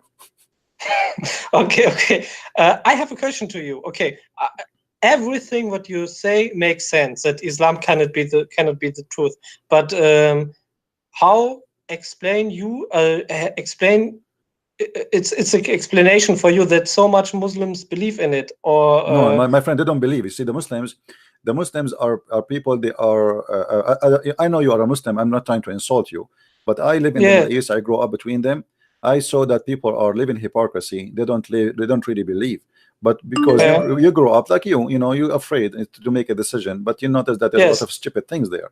So, but who dare to say that? Even you are scared to say your name, right? So they don't dare to say that. If you want to know what people they have in their heart, give them freedom. Like a Muslim who live in Europe, and he say I'm a Muslim, I believe him more than a Muslim who live in Saudi Arabia. Yes. Because in Europe he can leave, right? Yeah. But someone who live in Saudi Arabia, he have no choice to leave or not to stay. Have you ever heard of a country have 0 atheists? No. Or 0 gays? It's impossible. This is telling you that this is not because they are making choice, but they are afraid. And even those who they are living in Europe, like you, even you live in Europe, still you are scared, right? So I'm not scared. I'm not scared. No, I'm saying you don't want to show your etc. I understand, but there's some they are scared. They might get killed too. There is some family are aggressive. They will kill you, or even Muslim. There's a guy who put a sign. I think it was in Germany too, or maybe in Holland. I forgot. He put a sign, "Merry Christmas." He just put a sign, "Merry Christmas." They came to him. They told him. They give him a warning. Take it down. The guy, he refused to take it down. He's a Muslim. They killed him. They killed him just because he have a sign says Merry Christmas. He did not leave Islam. He did not convert to Christianity. He just said Merry Christmas. They killed him. So it's a very violent cult, very bad, very ugly, very aggressive. But but let me tell you, I'm not here to debate you. I'm just. I know. I'm not debating you too. I'm not. Okay. No. You can debate me, of course, because you want the best for me. I understand that.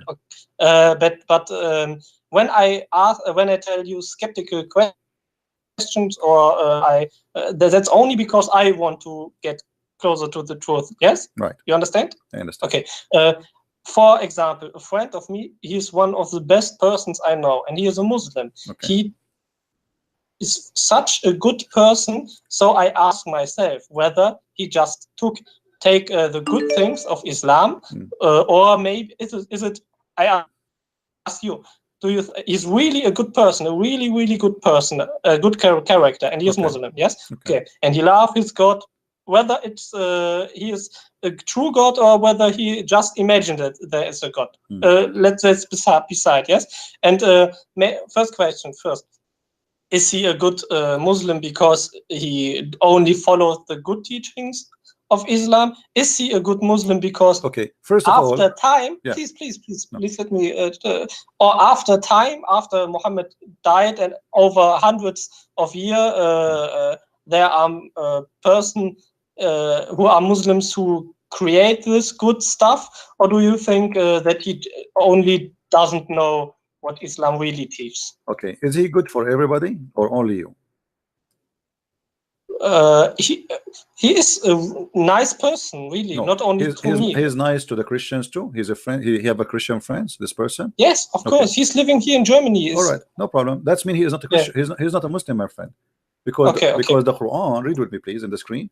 The Quran says, chapter 5, verse number 51, that the one who take Christians or Jews as a friend, he is one of them. I know this. Okay, first. so and I don't get a better explanation than literally. But what do you think are moderate Muslims? There's nothing called moderate, my friend. So do we have a moderate Quran to have moderate Muslim? Do we have moderate Muhammad? This is the Quran. This is Islam. No, I understand you. It makes sense. Okay. It makes sense. Yeah, but what I'm trying to say to you, I know this verse. If this guy, if this guy, you call him a Muslim, but he don't want to follow the Quran in front of us, he is not a Muslim for me. Okay. Because what make me Christian? Hold on. What make me Christian? If I follow Jesus, if I say there's something Jesus he said I don't like, I don't want to say, I don't want to do, it's mean I'm not a Christian. As simple as that. I understand. You know what I mean? This is not only for Muslims. If somebody he says a Buddha, but he don't want to accept the teaching of Buddha, that's mean he's not a Buddha, right?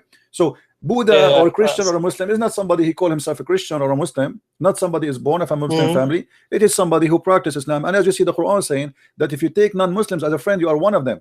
That's it. Yeah. So I know this the second you do that, it's over. There's no need to even discuss about it. So if this guy he mean it, unless he is a hypocrite, as we see in chapter 3 verse number 28, where it says you can do taqiyya, you can lie to them, you can say to them I am your friend, but as long you don't mean it, you are fine. But the second you mean it, you are out of Islam, and that is the evil. This is a proof that Islam is an evil religion. You see, Jesus he did not say to the Christians be nice to the Christians only and don't take the non-Christians as a friends. The Bible says, as an example, if somebody is coming to me to preach other than the gospel and to deceive me, don't welcome him in home. But nowhere it says be bad for those who don't believe in Jesus. Don't take them as a friends or don't associate with them. But come into my house to preach other gospel, you are not welcome. You know, you don't. I don't want deception in my house. But here, look what he says. If you take somebody as a friend and you mean it and you are sincere and he is not a Muslim, then you are not allowed to do that. You have no honor, which means you will be killed.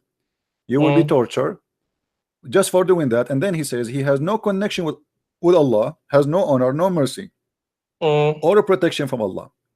But you can speak to them. You can, unless you know what unless mean in English, right? Yeah. Okay. Yeah. So unless, so there's an exception. You know, you can take them as a friend unless you do it but fake. You don't mean it. Unless you guard, but you do it, but you guard yourself against them, save yourself from them, taking it as security, saving yourself from them by speaking in a friendly way toward them, while your heart is like this. So the Quran teaching you, Islam teaching you to be hypocrite. You can be very nice to me, you can be my neighbor, I am a Christian and you are a Muslim. You can say, hey, let me help you to cut the grass to show me that you are a nice person and you are not really somebody to be worried about because you're a Muslim. He is allowed to do that. He's allowed, as long he don't mean to be my friend. In his heart he dislike me, he hate me, but in his words he can say all the kind words for me. And here we go. This is not my interpretation for the verse. This is chapter 3 verse 28. No, I understand. Yeah. But I give you skeptical questions because I don't want to ask after I am convinced that I want to leave Islam. I want to go. I have the feeling that Muslim scholars are lying. My friend, everything in Islam is based on lying, and you know, deception. Muhammad himself, he said that the war is deception. So this is for the Muslims. Anyone is not a Muslim, he is in war with Allah. The second you don't accept Islam, you are in war. Same time, they knew that you live in Germany and you are free to leave. And then the only way to keep you in, especially you are not one of them who like violence and killing and etc. So the only way to say to you Islam is good is to say to you what you like to hear. Yes. You see, a second. I don't know if you heard me. A guy he called me just 5 minutes ago, and he said the Bible teach violence. Do you remember? No, a guy he called me. He said the Bible teach violence. I did not say to him. I did not say to him, no, this is a lie. This is not. You know, I don't play games. We say it as it is.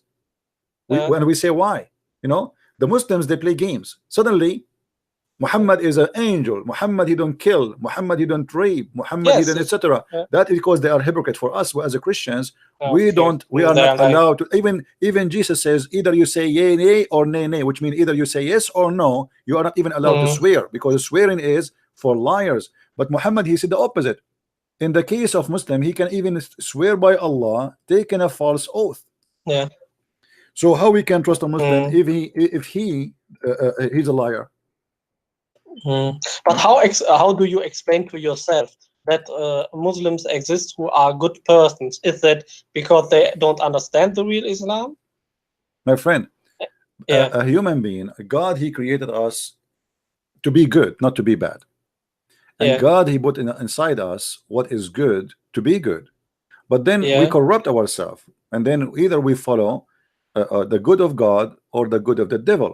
Now somebody he believes is a Muslim, then he cannot be nice to someone he is not a Muslim unless he is lying to him or he's trying to convert into Islam. I can show you tons of articles made by Muslims why we should be nice to non-Muslims, because this is the way we can make them accept Islam. So but why they are doing it? I believe that a lot of Muslims who do it because they think that it's the right path. You know what I mean? but this is no, if They do it because they think they love. my friend, they no, my friend, the right path is what Muhammad said and did, correct? Yes, Okay. I understand. So if I don't do in agreement of what Muhammad said, then I am not doing the right path. So we showed you how they can, this is the right path if they don't mean it, which means if they don't mean to be your friends for real, then it is the right path. So he can do that. But a Muslim, he been ordered to do jihad in order to kill and to fight the non-believers as long as he could. So either he is a Muslim or he's not. Can he take you as a friend? Even the Quran says, I don't know if you know, the Quran says you can't even take your family as a friend. You know that? I watched this from you. I heard it. In chapter 9, verse 29, it says clearly that a Muslim person cannot take his family, your father, the one who gave birth to you from your mother, he cannot be your friend. Neither your brothers can be your friends because they are not from believers. So as long how I can be, how I cannot be a friend for my own family, and then I will be good to others. Those are my family. If I cannot be good to my family, I mean, who's left? You know what I mean? But what is the reason for what did Muslims tell to you when you say them when you say that to them? As Muslims who have knowledge, what is their lie? What do they say then to you? They say then it's just because the time was war, or no. You see, there's two kind of Muslims. There's Muslims who live in the West, try to spread propaganda for Western to fool them, and there's Muslims who speak Arabic, speak to Arab people. When we hear TV in Arabic, is different from when we hear them in English speaking. In Arabic, they say it as it is. We cannot be friends with them. They are our enemy. Blah blah blah blah blah. When they speak English, they give you a different story. You know, I will tell you a story. Once I did read a brochure in the Saudi airline. One page, you know, like the brochure, like when you go in the airplane, they have a brochure, they put it in the back of the seat, right? So in the back of the seat, there's a brochure. You open it, it says in English, "Welcome to Saudi Arabia," blah blah blah blah blah blah blah blah. Now, very nice words. And then in Arabic, it says a prayer, dua. May Allah, please Allah, don't let us die in the land of the kuffar, the najis. Please Allah, I mean, they're cursing the kuffar. One page in English, welcoming the kuffar, saying to you nice words, and the other word in Arabic, it says a prayer. Please Allah, don't make us die like those kuffar, the najis, the kuffar in the land of the kuffar. Please Allah, bring us back to the land of Islam so we can die as Muslims. I mean, what is it? So the same company printing two, owned by the Saudi government, the airline, one page in Arabic insulting non-Muslims and one page in English welcoming the non-Muslims. Which one we should believe? The Arabic one. Yeah. So you know, when they speak in Arabic, the story is different. You know, I have a debate with the guy. His name Hisham al-Husseini. Hisham al-Husseini. He have 4 or 5 interview with Fox News. Fox News is a very famous TV station in US. Yes. Okay. Yeah. So they try to make him admit that he support terrorism. They could not. Each time they do that, they fail because simply he lie. He practiced taqiyya. So until one day he have a debate with me in Arabic. In Arabic he said everything. Yes. We want to destroy Israel. We want to cleanse you. We will kill you all. People like you, they are Zionists. We should kill them all. Suddenly, he don't mind to say it, but just because he's speaking Arabic. Yeah, I You know, understand. as long as you are speaking Arabic, you know, they have the mentality that in Arabic, okay, and not, those people who speak English, they will not understand what I'm saying. So I can lie as much as I wish, and the story is over. You know. Yeah. Okay. Okay. Also, we can say that Muslims in Arabic countries, they have the true face. Yes, and people in Germany, maybe they don't know the true face of Islam, or they hide their true face. You understand what I mean? Muslims are Muslims wherever they go. But okay, I try to explain. But they change. I understand what you're saying. But they change their propaganda, the bent in the situation. The same as Muhammad. When Muhammad was weak, he accepted to have a peace agreement with the non-Muslims. And when Muhammad in the beginning, actually, he was not really aggressive.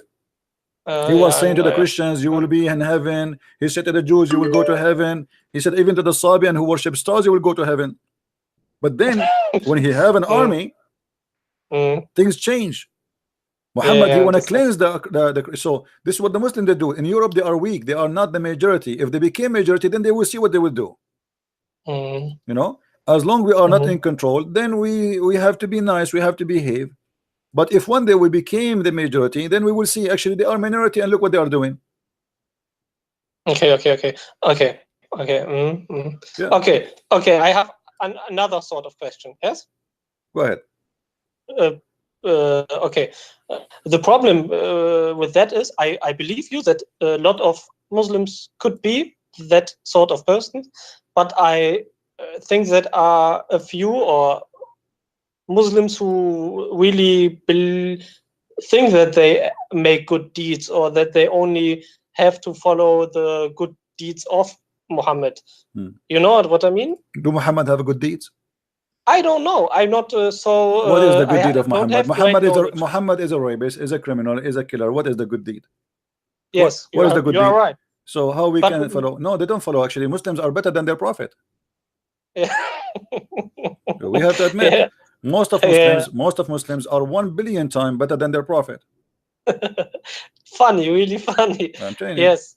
Yes, so you can see it. Yes, of course. My friend, ask me anything you want. If you are hesitating to leave Islam, I want to be sure that nothing is left for you. Go ahead. Yeah, of course.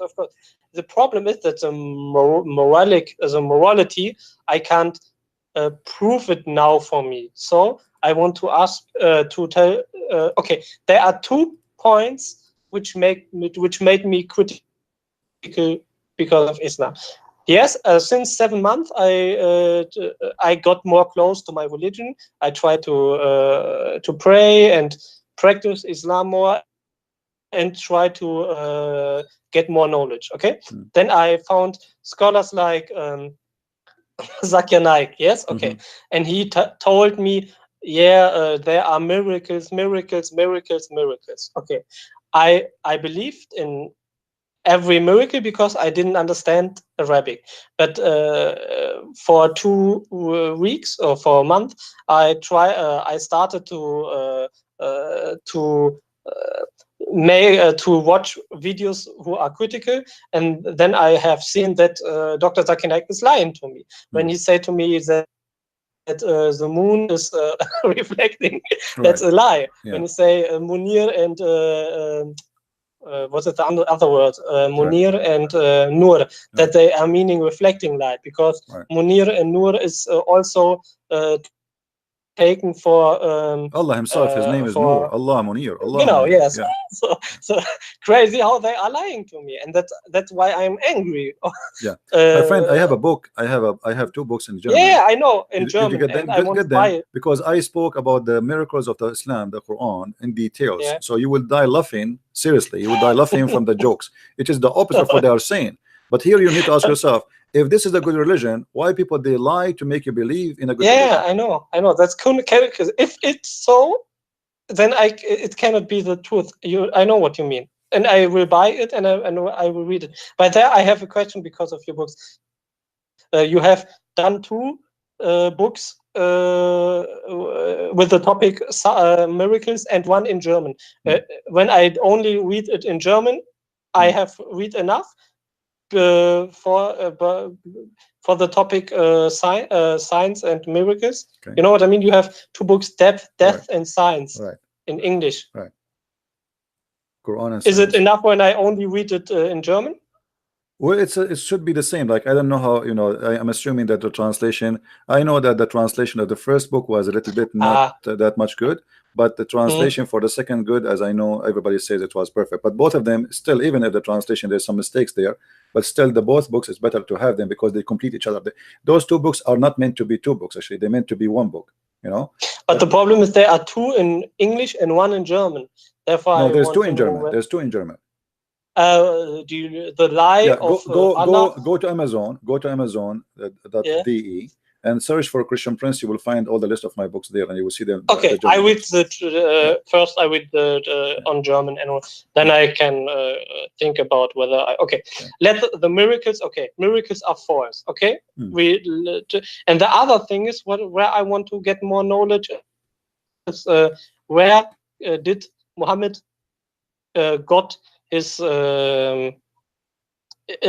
teachings. So maybe his donkey with he is flew to the to the heaven. Let me show you something. Let me show you something. I want you to look at the screen. Yeah.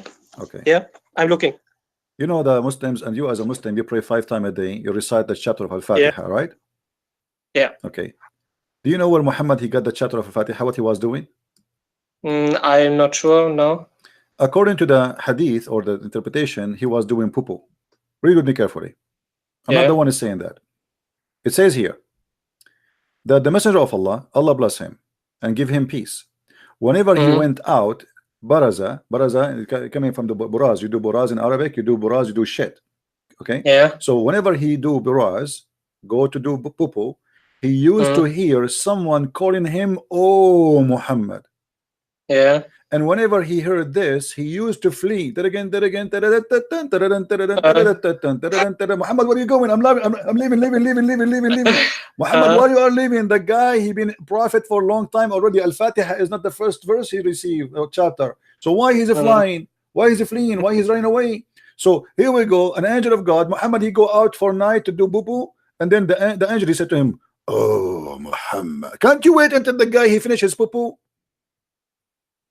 And why the prophet, let us say the Muslim, they will say this is not about poo-poo, he was going out. Okay, let us say he's going out not for poo-poo. So why he even run away? He spoke to the angel many time, he heard the angel many time. And then he went, and then again, here we go. Waraq ibn Nawfal said to him, advise the prophet to remain in his place. And the caller, call him again, and then this time he stopped. So if Waraq ibn Nawfal did not tell him to stop in your place next time, you idiot. So let us see what this guy want to say to you. Muhammad, he will never receive Al-Fatiha. What kind of a prophet and what kind of God he is doing this? What is that? I can't I not understand all. You mean he is he's going on toilet, and then he received the Fatiha, and then he's no, the angel, when he go out to do what he need to do, the angel, he said to him, "Oh Muhammad." The second Muhammad he hear this, he run away. He starts running, and oh Muhammad, and he run away. So it says every time, which means many times. And then Waraq ibn Nawfal, he advised him. He said, "Muhammad, what are you doing?" It says here he used to flee, which means it's not once, twice, 3 times, 5 times. Muhammad, he heard the voice, he ran away. Obviously, this man is crazy. Then Waraq ibn Nawfal, he said to him, he advised him to remain in his place next time when the caller call him, so he can hear what this guy want to say. I understand. Okay. So the problem is that he flees because, although he knows that.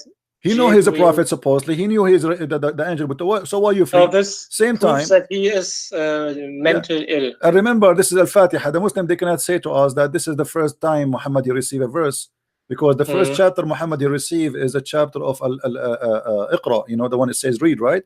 So this is not the first time. Already he spoke. He became a prophet. He knew now he's the angel coming to him. So why he ran away?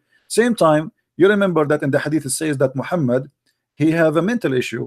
The Muslim, they say he was bewitched, but obviously he's not. This is not. There's nothing is called bewitched. What is bewitched?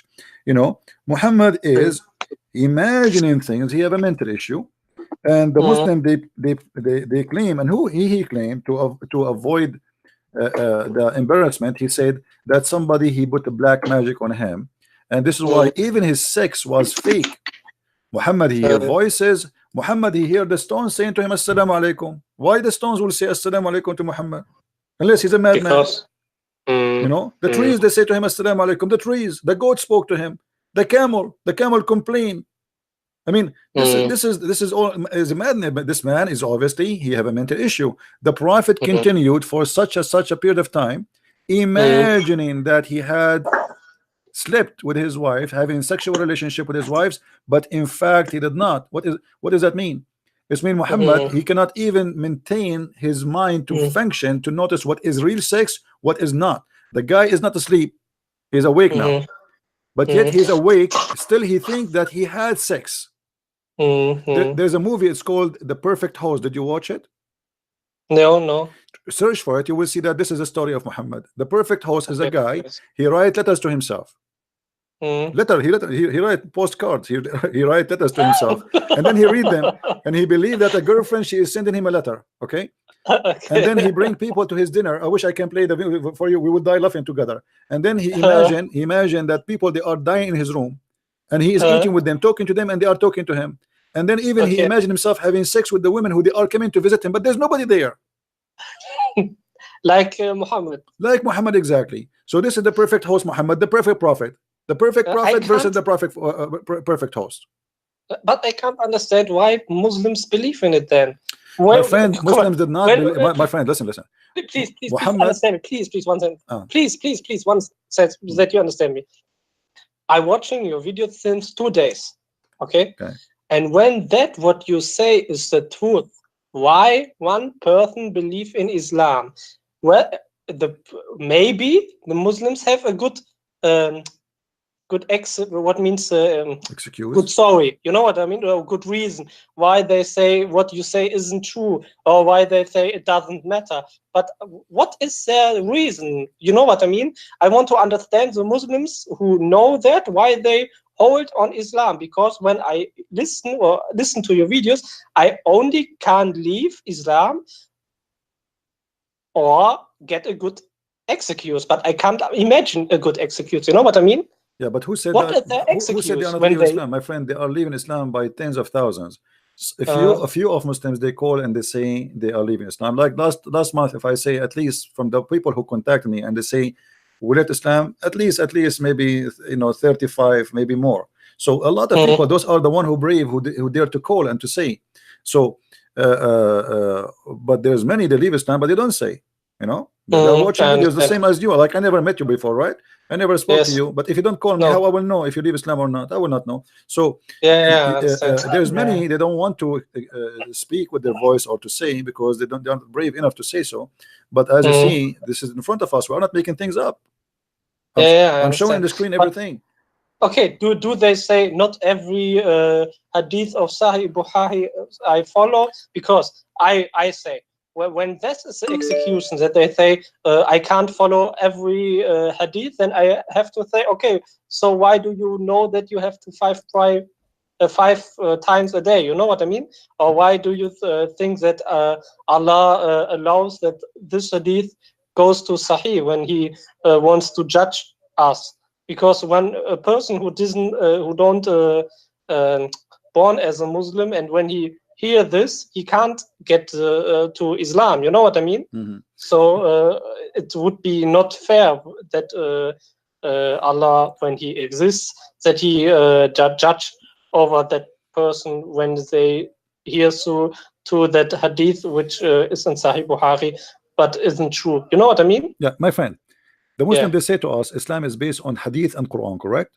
Yes. Okay. So if the hadith is not, according to them, is not perfect, this means Islam is... It's not perfect. It's not perfect, because how you say to me how I am now as a Muslim, as a, let us say, God forbid, I'm a Muslim, and I want to follow Islam, and then you confuse me. The book, it's called Sahih al-Bukhari, and then you say to me it's not Sahih. Sahih in Arabic mean correct. Yes. So you call it correct Bukhari, but then when I show you something embarrassing, like now this hadith in front of us, anyone he can say this is weak, this is weak because this is insulting to Muhammad, this is make Muhammad look funny. But this hadith was correct for the last 1400 years. Yeah, okay. Now, because people are getting smarter, more educated, and they are not the same as before, and people have more freedom because of the internet, and you know, things are different. So now people, they can question and say, how in the world this guy was a prophet? He cannot even have even his sex was fake. If I'm a person, I have a file, medication file, says that I imagine things I did, but in fact I did not do. It's mean I'm not qualified even to work in any job, because I imagine I would like to see Muhammad, he working for the phone company who receive bills. I will call them, I will say, yesterday I paid the guy, his name is Muhammad, did he receive my bill? He say no, he don't remember. He said, I told you, he forget, he imagine, so Muhammad will mess the board up. This guy, he cannot even, everything he do is not real. So how we can trust a man? He is living in illusion. What does that mean, to be under black magic? And as long Muhammad, he's under black magic, and which means, according to Muslim, this is satanic. How Muhammad is prophet of God, but yet he is controlled by Satan? Yeah, make no sense.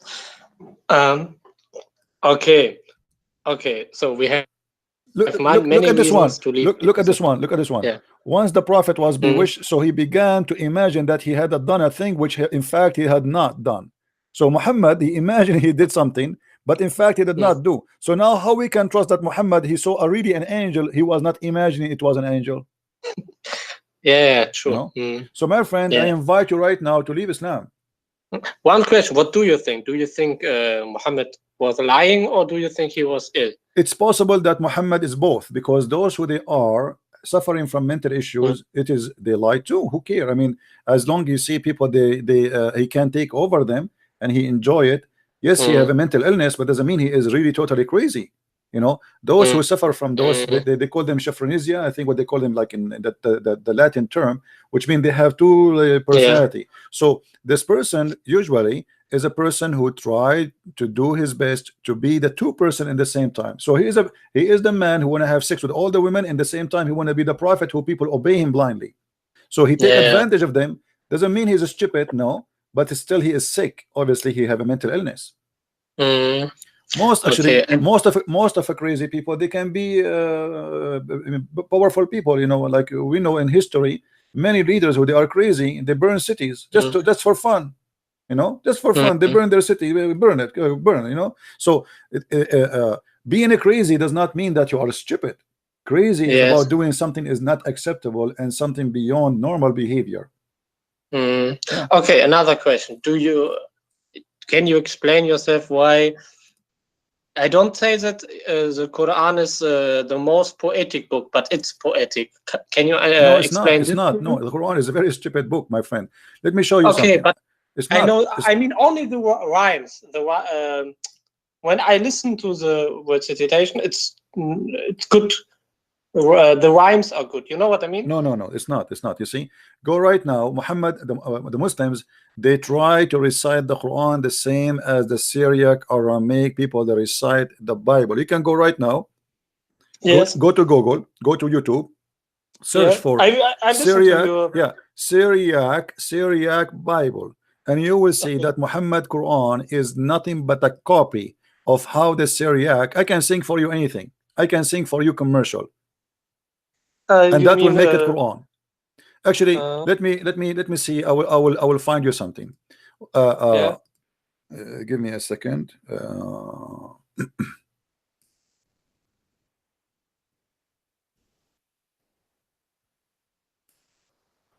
All right, let us see here.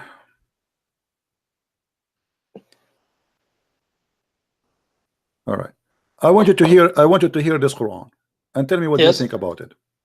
Okay.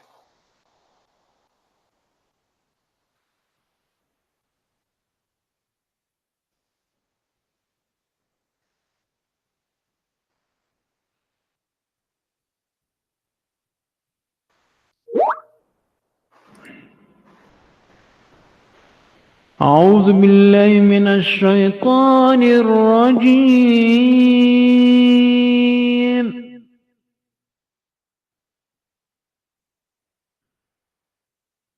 بسم الله الرحمن الرحيم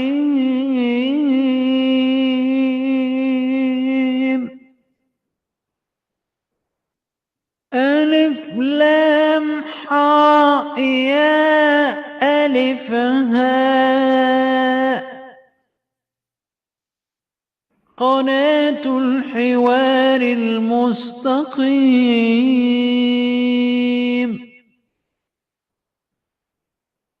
زكريا الحكيم بحوار صادق في الصميم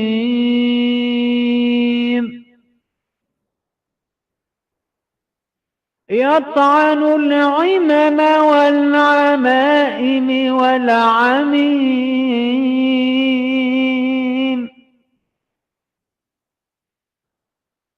زكريا الحكيم بحوار صادق في الصميم يطعن العمم والعمائم والعميم. Okay, I know what you mean, yeah. يسحق الشيطان اللئيم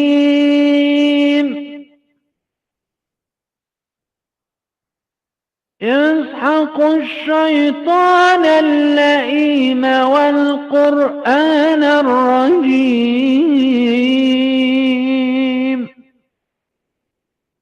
بقوة رب المجد المخلص العظيم وضع الكمامة تحت العمامة في أفواه الشيوخ بالسيرة والسنة والناسخ والمنسوخ.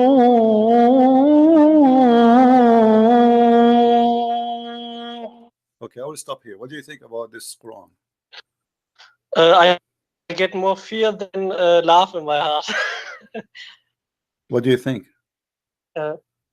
I think it's not listen beautiful, but also it's not beautiful to listen. But my question is. But this is Quran, right? Yeah, of course. No, so hold on. not... No, you said yes, right? What if I tell you this is not Quran?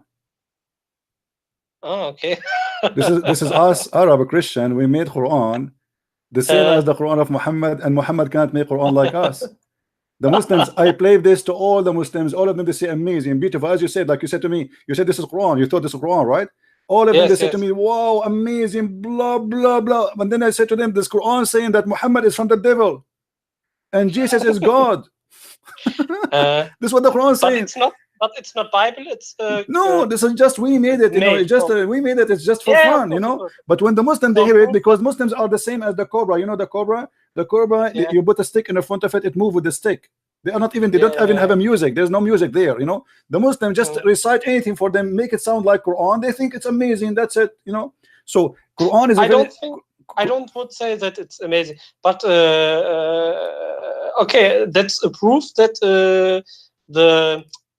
the task in the Quran, make a verse, make a surah, it's possible, right? My friend, not only possible, even the Quran says that Shaitan, he made satanic verses, and Allah he took it off. Yeah, you know? have seen it. So if how Shaitan, he put satanic verses in the mouth of Muhammad, and Muhammad himself, he could not notice. Same time. But explain me why okay, that's the point where I say to me, okay, the scholars are lying again, because in Ibn Kathir they in the English translation they don't get the passage. Yeah, why in English translation they took it off totally? Because this story is embarrassing. Yes, of course. There's a guy from Germany. His name is Ramazan. He made a video. Yeah, I have seen seen online. it. I made a video. Did you watch it? Go and see all that from the same book. He decided to show me. He said that I did lie about Muhammad killing an innocent man because of jealousy. From the same book he showed me, I showed him the reference says that this is Sahih Hadith. This is Sahih story. I mean, look how stupid they are.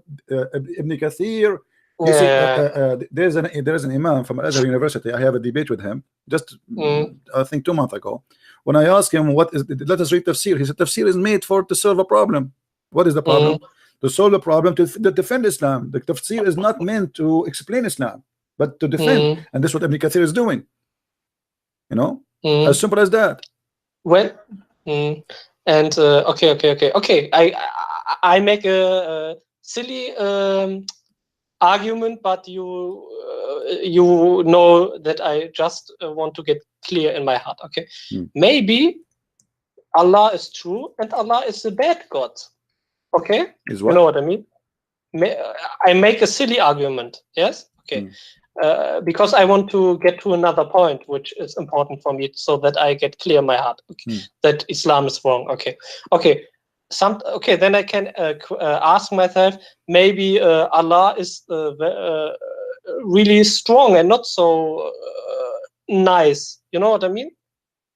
But that doesn't matter whether he exists or not. But then I want to prove from Islam that it fits with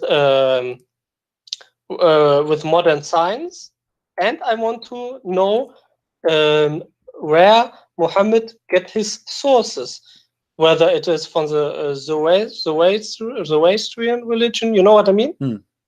Or do you see the screen? Where did he copy it? You know what I mean? When he is a liar and he copied everything and it's not from God, then I want to know where did he copy it? Let me show you. Muhammad he copy from everything around him, but I will give you an example. Do you see the screen in front of you? Yes. Umar, he said, this is Umar al-Khattab, the guy who was his neighbor of Muhammad. He said, my Lord agreed with me in 3 things. Yeah, I know it. Okay, he agreed with him with what? Whatever Umar he says, it became Quran. And look what he says. Not only he agreed with him, Umar he says that my Lord agreed with me. the verses came the same as I had said. How you say to me nobody make Quran, nobody can make Quran like the Quran of Allah, and then Muhammad copy what Umar said and he make it Quran, and the Quran came exactly as I said. This is obviously it's a scam. So Muhammad he take from people around him. Christians, they say Mary is virgin, he said Mary is virgin. The Jews, they say this, etc. The Jews, you know, Muhammad as an example, once a Jewish woman, she came to his wife and she said to her, I seek refuge in front of her from the punishment of the grave. Actually, she said to her, you're a liar. There's nothing, not such a thing. This is funny. What punishment of the grave? Well, we will be dead, you know. How we can, you know. So Muhammad, he heard them. He asked Aisha, he said to her, what's going on? She said to him, this Jewish woman, she told me that there's a punishment in the grave, and I told her you are a liar.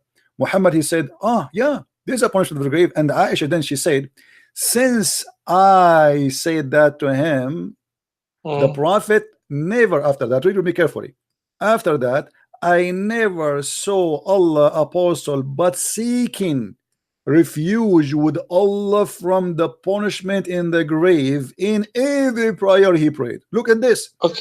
Yeah, Muhammad, I have seen it, but I didn't understand it. Okay, let me explain. Who said the Jewish woman? A Jewish woman. She came to Aisha. A Jewish woman. Yeah. Okay. Yeah, a Jewish woman came and she said, she mentioned the punishment of the grave.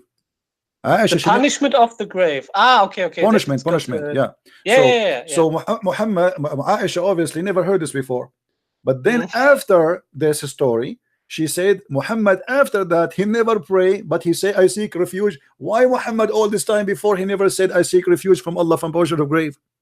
You know what I mean? Okay. Obviously now he learned from the Jews, so he added to his religion. If this is very important to the point. But the Muslims then tell you, no problem, everything is from Allah. They cannot answer. Here we go. You will see after you hang up. You will see Muslims. They will call me and they have no answer. Let us see what they can do. Watch and watch and laugh. What they can say. This is a big problem. What they mean that there's no problem? How Muhammad never mentioned this prayer before until this Jewish woman she mentioned it. Obviously he's a false prophet. He received a teaching that he should pray to Allah about the punishment of the grave from the Jew or from Allah. Why Allah did not tell him before this Jew women come? And the proof that he never heard it before, Aisha, she was surprised about it. And then Aisha, she noticed after she mentioned that to him about the Jews, she said that, and Muhammad he accepted that and he liked the idea. Since then, Muhammad he never prayed, not even once, without saying the prayer seeking refuge from the punishment of the grave. Okay. But do we have other references? I give you everything example. you can go to the Quran, you know, as an example, you can read the Quran chapter 20 chapter 18. Chapter 18 is a collection of stupid stories taken from here and there, some from the Jews, some from the Christians, some from the legion of the Jews, you know. Okay. Let me summarize it, and you tell me whether I'm right or wrong. Okay, there is one story of Dhul-Qarnayn, no? Of what? Dhul-Qarnayn. Yeah, Dhul-Qarnayn, okay. Right. He is Alexander the Great. The Muslims, they say he is not Alexander the Great, but if you go and see the interpretation, it says clearly that he is the one who built Alexandria. So who is he? Well, again. The Muslims, they try to deny, many of them, that this is not Alexander the Great. However, if you read the interpretation, you will see that it says clearly that it is the man who built the city of Alexandria in Egypt, and everybody knows that the one who built Alexandria is Alexander the Great. This is why it's called Alexandria. But there's another proof or not. There's from Cambridge stories of Alexander the Great, published in 1800, and then they summarized the stories about Alexander the Great, and there you have that Alexander is walking from west to east, and that he want to get to the place where the sunrise. This is not in the 18th century, my friend. There's a story. No. Yeah. It's a summarize. Okay. There's a story written more than 400 years. More than 400 years. Fourth century. I know. Yeah. There's a story written. But is that is the proof or not? That we can say that is not that is a historical source. Everything we can use all the proofs, but here you notice how silly the story is. There's a Syrian writer. He wrote this story, you know, like some they say 200 years after Christ. So it's written at least maybe 400 years before Muhammad. And he called the guy the man with the two horns. This is why the Quran is saying that he is the man. What is the name of this guy? Have you ever heard of a guy whose name is the man with the two horns? Who's he? I mean, what? He's a cow? Why you call him the man with the two horns? So Muhammad is copying the name, and if you go and read the interpretation for why he was called Dhul-Qarnayn, you will not believe how stupid the answer. It says, if I show you now Ibn Kathir, which the Muslims they like very much, it says that when Dhul-Qarnayn he went to his people and he invited them to Islam. They did hit him in his head with the hammer, and this is how he have his first horn, and he died. And then Allah he resurrected him again. And Allah he made him alive, and then he came back to invite them again to Islam, and then his people they hit him again in his head, and this is how he got the second horn. You know, so it's a fairy tale stories, and even the Arab at that time of Muhammad, they said to him many times, those are nothing but fairy tale stories, and we heard them before you. You know. Okay. He never. He couldn't read. No, he just heard. This is not true. I believe Muhammad he knew how to write, how to read. But this is again the Muslims, the Muslim you know, stupidity, because the Quran say clearly that what the word illiterate mean. The Quran says illiterate is those who do not know the word of God, not those who do not know how to write, how to read. You know what I mean? So it's not amazing that he get one rhyme. So that he can rhyme. You see, the first verse Muhammad he received, it says read, and then it says read in the name of your Lord, the one who taught by the pen. How Allah he says to him read if he do not know how to read? That would be stupid actually. Yeah, they say that because it's if I say to you read, either I do not know that you do not know read, or I am trying to make a miracle. It's like saying to a guy who is a blind, see, and he said to me, how I can see? I am blind, man. And then I said to him, see again. Instead, he cannot see. So either I am stupid, I did not notice that he's a blind man, or I am a God who is making a miracle. Like Jesus said to the one who cannot walk. The man he walked, he carried his bed and he walked. He did not say like how I can walk. He just walked. So Allah he said to Muhammad 3 times, read for what? What the purpose? Okay. So you think that he whether he heard the story or he has it doesn't matter really. It doesn't matter. I can learn the story from hearing it, and hearing Yeah, stories of was a course, very of normal course. way to carry on stories from place But to in place. the Sira, it stands that he should to the pagan. The pagan went to a Jew, and he told him, ask him 3 questions about the soul, about the about a calf, and about the Qur'an. Is it true? That the hadith, yes, but this hadith exposed Muhammad, because look what he said. If we go there, it says the following. The Jew is supposedly, he said to him, I will ask you 3 questions. Nobody knows the answer for them except a prophet of God. You know, and he had no real. But how you say to him? How you say to him? Nobody knows the answer for them except prophet of God, but yet he know the answer. That means he's a prophet himself. You know what I mean? If I say to you, I will ask you a question. Nobody have the answer for it except a prophet of God. And then I agree with you that this is the correct question. That's me. I'm a prophet too. So do you think that the story is fabricated? This is a stupid story. Not only that, the guy he asked him, what make the baby look like the parents. Muhammad, he said, if the father have intercourse, have an orgasm first, the baby will be look like the father. If the women have, this is stupid. This is proof that Muhammad is a false prophet again. And not only that, Muhammad, he said, when he answered, he said, Jibreel just now told me. Read really carefully. After the guy he asked him the question, Muhammad, he said, first, so he came to him and he said to him, the prophet, etc. the questions, and then he said, the prophet said, just now Jibreel has informed me about that. So the questions you asked me. So now the Muslim, they cannot say Muhammad is just a human being, he made a mistake. When he spoke about a man have orgasm first, the baby will be a boy. Obviously Muhammad claimed that this is what his God told him. Yes. So who in the world want to believe in such a garbage that if you have orgasm first, the baby will be a boy? If you have orgasm, the woman have orgasm first, will be a girl? Yeah, it's garbage. Yeah. It's Sahih, no? Yeah, this is Sahih Bukhari. Yeah. Okay. Yeah. Okay. It's obvious. Yeah. As you see, this is Sahih Bukhari. Muslims cannot say this is not Sahih. But anyway, soon they will say it's not Sahih. Just wait, it's coming. Okay. Actually, during the time I debate with Muslims, many Muslims now they start saying the Quran is not Sahih too. Yeah, honestly, there's many videos of mine. You go and watch them. You know, they will see Muslims saying that this cannot be from God. This is Quran is not Sahih. You know, so what they say that there is no way Allah will say that. There's somebody put it there. You see, so now the game it changed to different level. The denial go to different level. So in the beginning it was only the hadith is corruption. There's corruption, but now they say even the Quran is not Sahih. Okay. In 5 years from now, they will say to us even Allah is not Sahih.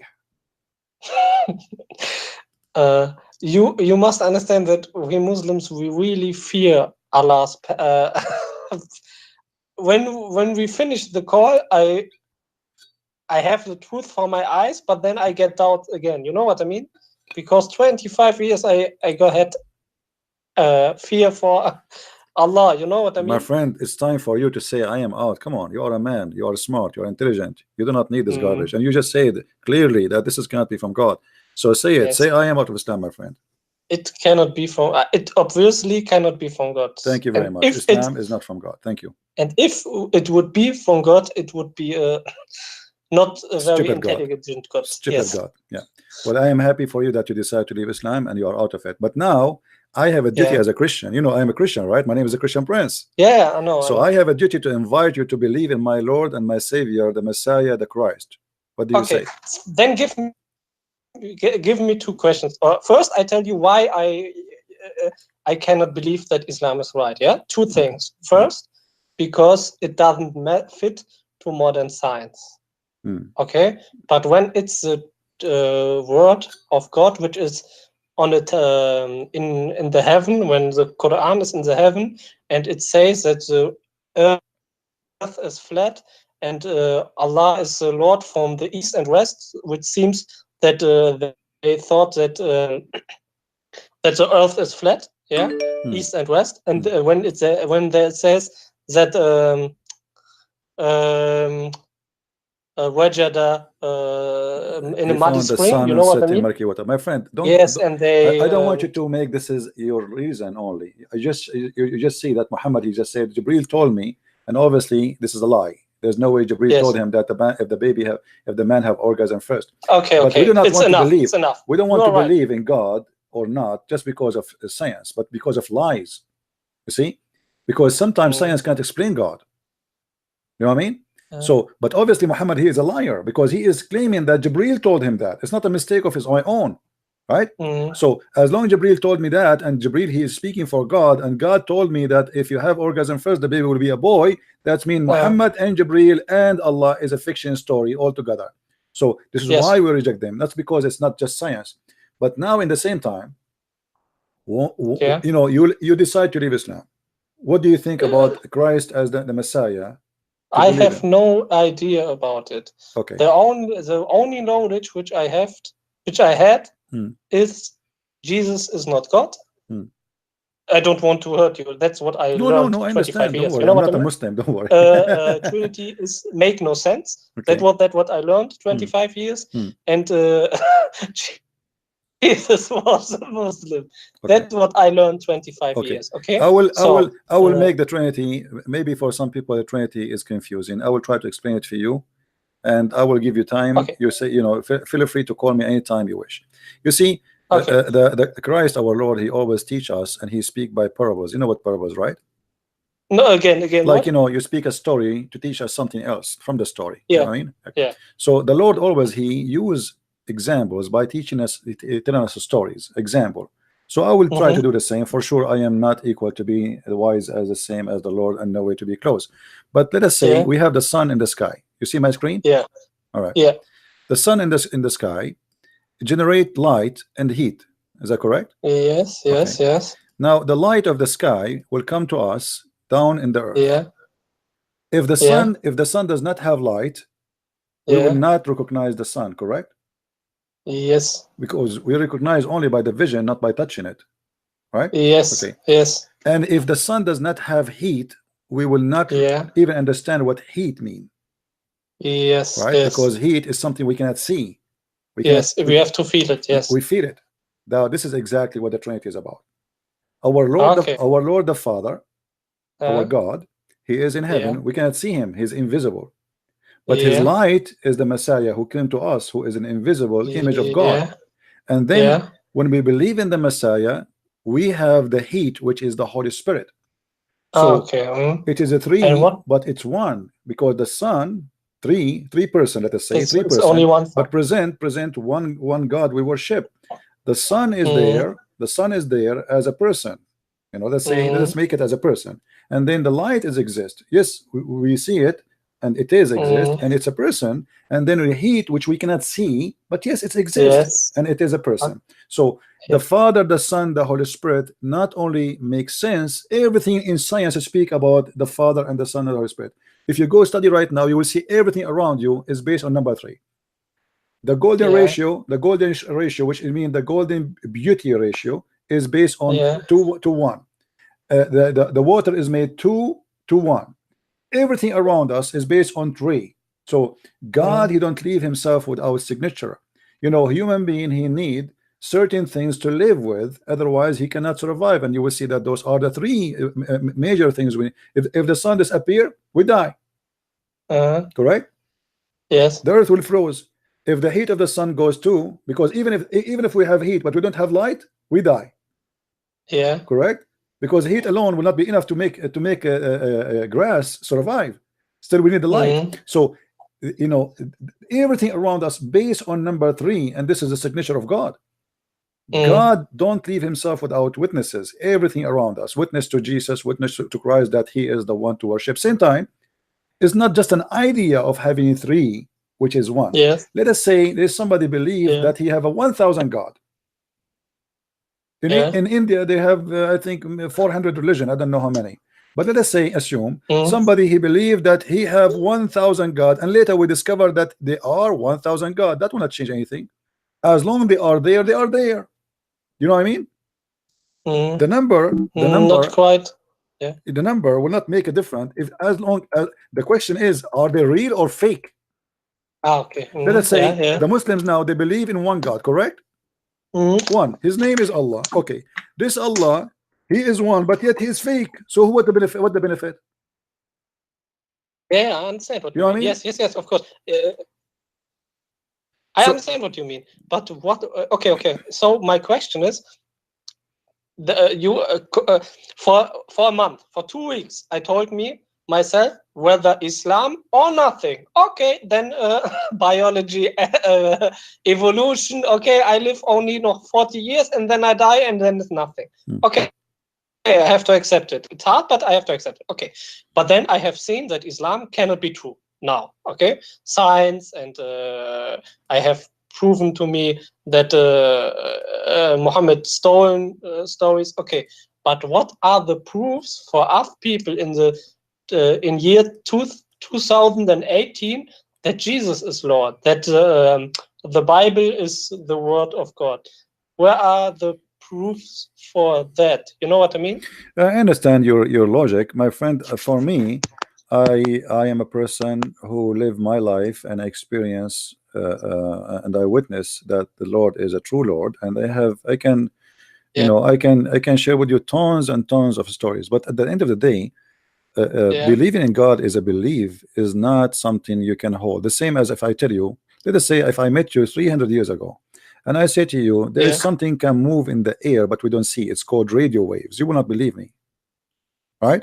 Yeah, of course. Okay, but this is science, right? It's science. But Yeah, even though it's science, you don't believe it because you did not experience it, right? Yes. So science sometimes can be denied, even though it's true. Okay, so if we believe in science and science is our guidance, here we go, I bring you science, you refuse. You know, I remember once a priest, he contacted me and he said there's an atheist guy, he's a doctor, he come to our church. Every time we have a service, he make fun of imagine how rude he is. He's coming to the church, and those people are very nice people, Christian, not like Muslims, aggressive, they will kick him out. So after they finish the service, they sit together, drink tea and coffee, etc. And this guy always, he make fun of them, he says whatever he's saying. So he told me, can you come, I'm sure you can get him busted in your own way. I don't know even who is the person, I never heard him before. So I said, okay, I'm going to come and we will see what we can do. I went there and he told me that is the guy there. So I was sitting there waiting for him to say something. Then he say, the guy, well, one of the people there, he said the glory to the Lord, he do miracles every day. And he said right away, he jumped, he said you want to convince me that your God, he do miracles? And he put like like as an example, he put some sand on the eye of somebody and he made him see, huh? So I said to him, excuse me. He said yes. He said, what do you do for a living? He said, I am an eye doctor. I said, that's wonderful. Aren't you an eye doctor? Put sand in the front of people to make them see better? He said, what? He said, don't you prescribe to people who come to your clinic sand to put them in the front of their eyes? He said, oh, you mean the glasses? I said, yeah. He said, yeah. He said, so if I say to you 1,000 years ago, before people they have glasses, I will put sand in the front of you and you will see better, you will laugh at me, don't you? He said, huh? I said, you are the one making fun of us for accepting sand on the eye of somebody, making him see, but you are the one who do it every day. Glasses are... The glass is made from sand, my friend. Is made from sand. It's a sand. Okay. I didn't know it. Okay. Glass is a sand. Glass is nothing but a sand. So this is how naive they are. They don't use their brain. So here we go. You do it every day. This is your profession. You make living from it. You put sand in the front of the eyes of people so they can see better. And you are saying to me how that can be? So what happened, my friend? We claim that we are people who see, but sometimes we are blind. And we have to be deep to understand the Lord and the Lord, the Messiah. Read the Bible and you will see how amazing he is. It's not about science and miracles only, because there's nothing science can explain. How Jesus can make a blind see by putting some mud in his eyes? That's impossible, right? But if you use please understand me. Okay, I can read the Bible and then I can tell to me Jesus is more I didn't read it, so sorry that I'm not so Okay, my fascinated friend, like no you. problem. Please. I know you you want to. Please let me first get my point, please. Okay. Yeah. Okay. Maybe I read it and then I think, boy, what a wonderful book. But what are the evidence? Not it does, when you say no science, that is not the strategy of the Lord. Then tell me, what is the strategy? I will give you a very simple proof. So I can get. I will give you simple proof. Yeah. Now, there's many people, they witness real miracles in their life. Real miracles. You can go and see, check tons of miracles, but there is something very unique. You will see somebody, he was a criminal all his life. He accepted Christ. He became a wonderful person. From a violent person to a very peaceful. The opposite in Islam. You will see a person, he never killed anyone. He converted to Islam, second day he want to kill his family. He want to do jihad. So God, who changed me from being evil to be good, he just proved it to me that he is the good God. Otherwise, how I, a person who aggressive, when I kill me myself, actually I used to go and jump into any fight. If I see two people fight in the street, I jump in it, even if it's not my fight. I used to be like that. So if I see like I remember once I saw a guy, he's fighting with like he's alone and there are many around him. I jump with him in the fight just to defend him, because I believe this is not right, but this is not even good to do violence anyway. But I jump in the fight because I cannot stand to see somebody is fighting many alone. So I jump. After we finished the fight, the guy, he said to me, "Do I know you?" I said, "No." You don't know even. He was wondering, like, who is this guy who jumped with me in the fight? So I was a person who do jump into fight, even I do not need to and don't have to, and I should not do. But since I became more and more close to the Lord, I avoid violence and I stay away from it, and I believe it's wrong. So the Lord who can change me for better, that is a true Lord. Islam, he changed you for what? He make you want to do jihad, kidnap women from the neighbors. Muhammad, he says, go and attack the neighbors to get the blonde girls. So God always, he don't leave himself without witnesses, and he will prove himself to you. But you just need to ask him to give him a chance to prove himself to you. Otherwise, if you don't, if you block it in front, like it's like somebody sitting in a basement and he don't want to open the window to see the sun, and he wonder, where is the sun? If the sun is powerful, why the sun doesn't show herself to me? But the sun is there. Open the window, Yeah, I understand. Okay. Yeah, I need time for that. You know what I mean? No problem, my friend. It was a pleasure to talk to you. I'm going to give time for more people to call, but I'm happy that you decide to leave Islam at least. And now feel free to read the Bible. Yeah. Okay. But please, 3 things. All right. 2 things. Right. Okay, I will buy your book, Miracles of Islam, so that I can see how it's not true. The miracles. And the second one was historical. Do you know any source that I can read in which language? Doesn't matter, where I can get example, which story. Source about what?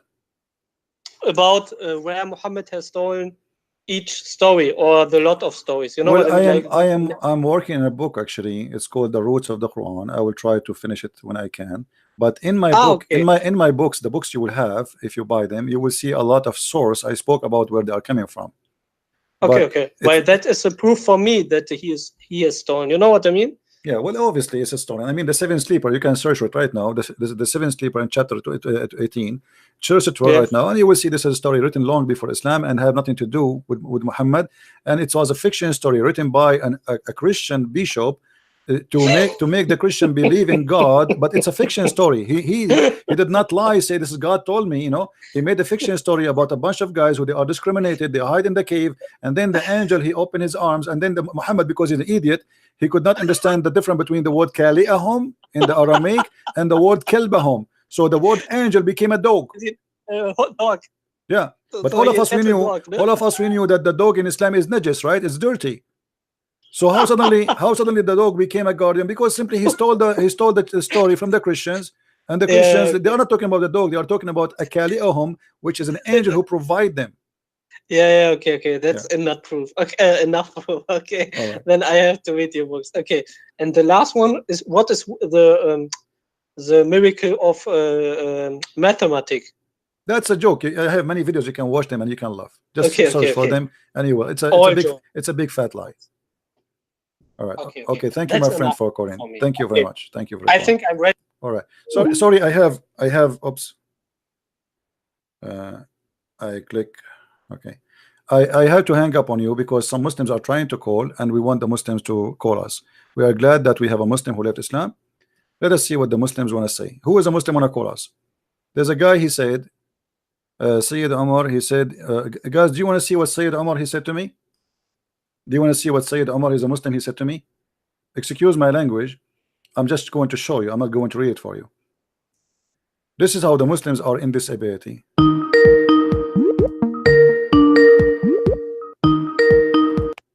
Hello? Hello.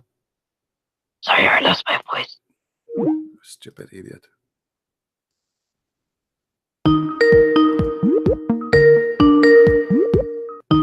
You are blocked. Any Muslim wanna sound like stupid, we will block you. Who is the Muslim? You have the courage. There's somebody told me there's a guy wanna call me and he's blocked. I could not find your name. Call me, my friend.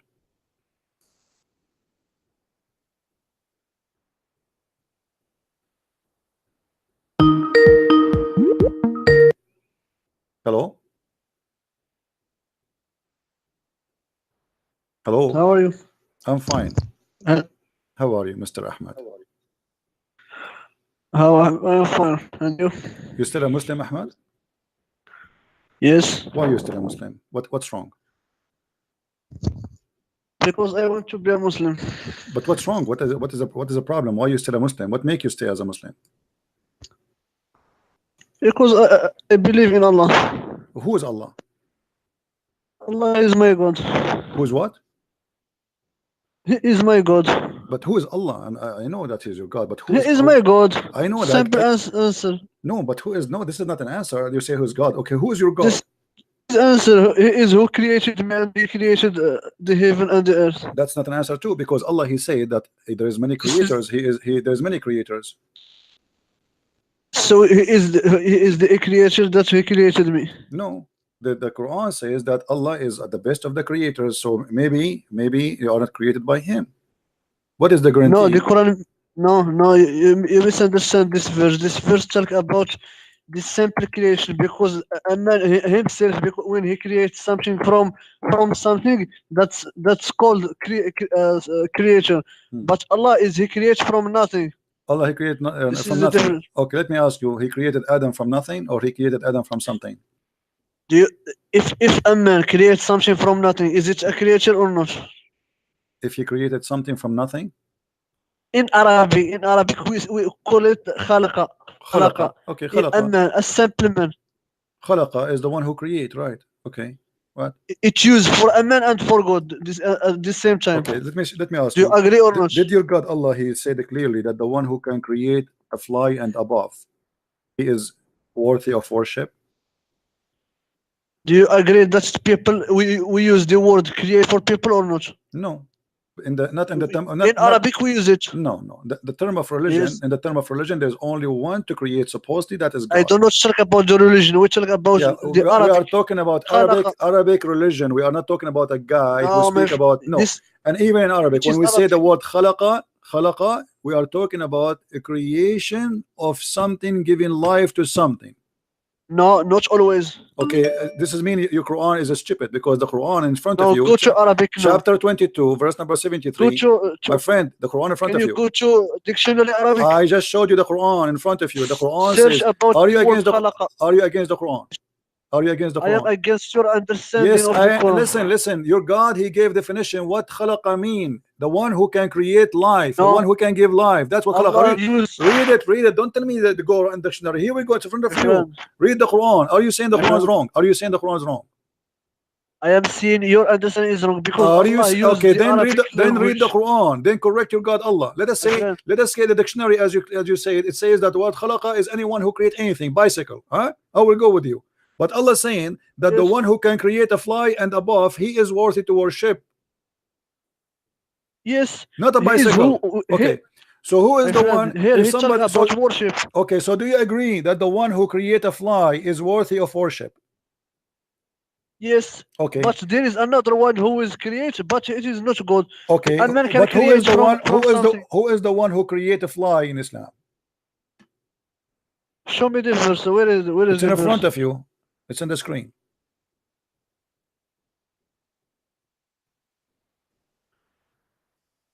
I didn't see it. Guys, is the screen is coming? No, it says. Everybody see it. Why didn't see it? Read it. Read it. Read it. You read it. It says that are you worshiping someone beside Allah, a person who cannot even create a fly?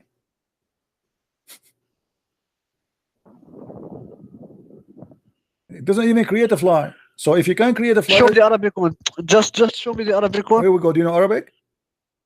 Yes. Okay, read it. Here we go. Move the screen.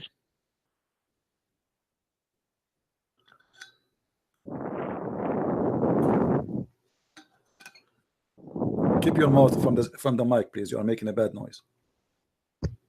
Okay. Do you see it? Do you see the word يخلق? You see it, the word يخلق? Here we go in front of you. لن يخلقوا ذبابا. Do you see it? Yes. Okay. What Allah talking about here is giving a life, not a normal creation. Okay, so if a person he create and give life, that's mean he is God. Yes, but Okay. I'm telling you, if a man create, because create, but I create a table, I create something. That's not a creation. That's not a creation. This Creation, is as you see, in Arabic. no, that's not a creation. In That's Arabic, not, we that can is use it. not a creation. This is called made. No, You're made. صنع, not خلق. No, I never heard of a donkey between the Arabs saying that خلقت طاولة, صنعت طاولة. Don't lie.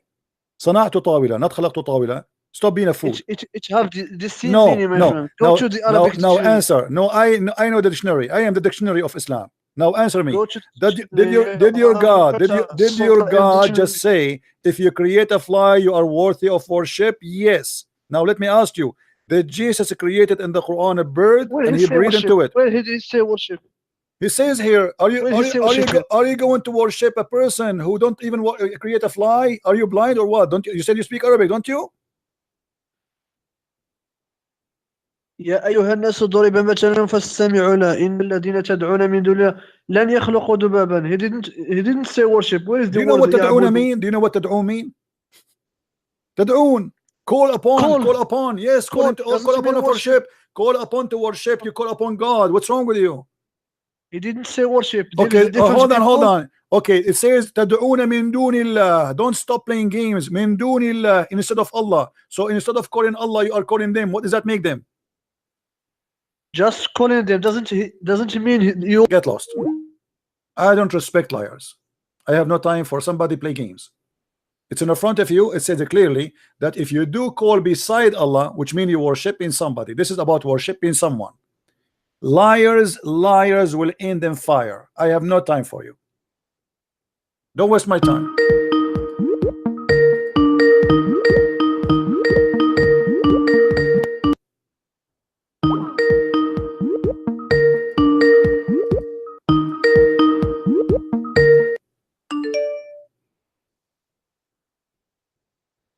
Any Muslim?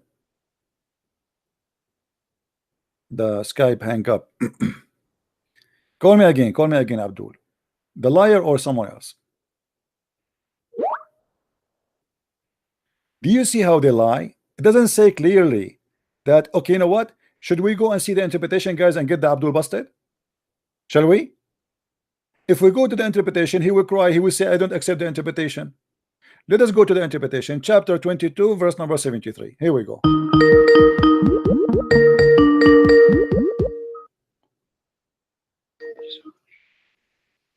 Are you there? Hey Christian Prince, what is your point in this verse? My question, that's Allah, we asked a Muslim, who is your God? He is the creator. But, yes. But don't the Quran says that there's other creators? I explain to you what it means. Okay. well, let us explain. What about we go to the interpretation? Do you have a problem with the interpretation? I have no problem. Okay. Yes, there's a false good and true and No, true good, no. but Allah Okay, is no, the only true no good. problem. The verse you said to me, it doesn't say that. Either you are lying or you are telling the truth. So the verse in the front of us, chapter 22, verse number 73, it says this is here is not about worshiping God beside Allah. You said that. So do you stand with your statement, or you apologize for lying? When you say worship, I in Arabic it is يعبدون, but My friend, when don't he stop say playing يدعون, games. Stop playing games. Stop playing games. If I show you the interpretation and the interpretation agree with me against what you say, are you willing to apologize for you being liar? I didn't say liar, but calling can No, mean because you are a worship. liar, because you speak Arabic. This is not accepted. This is accepted from somebody who don't speak Arabic, who do not know, and he is reading just a translation.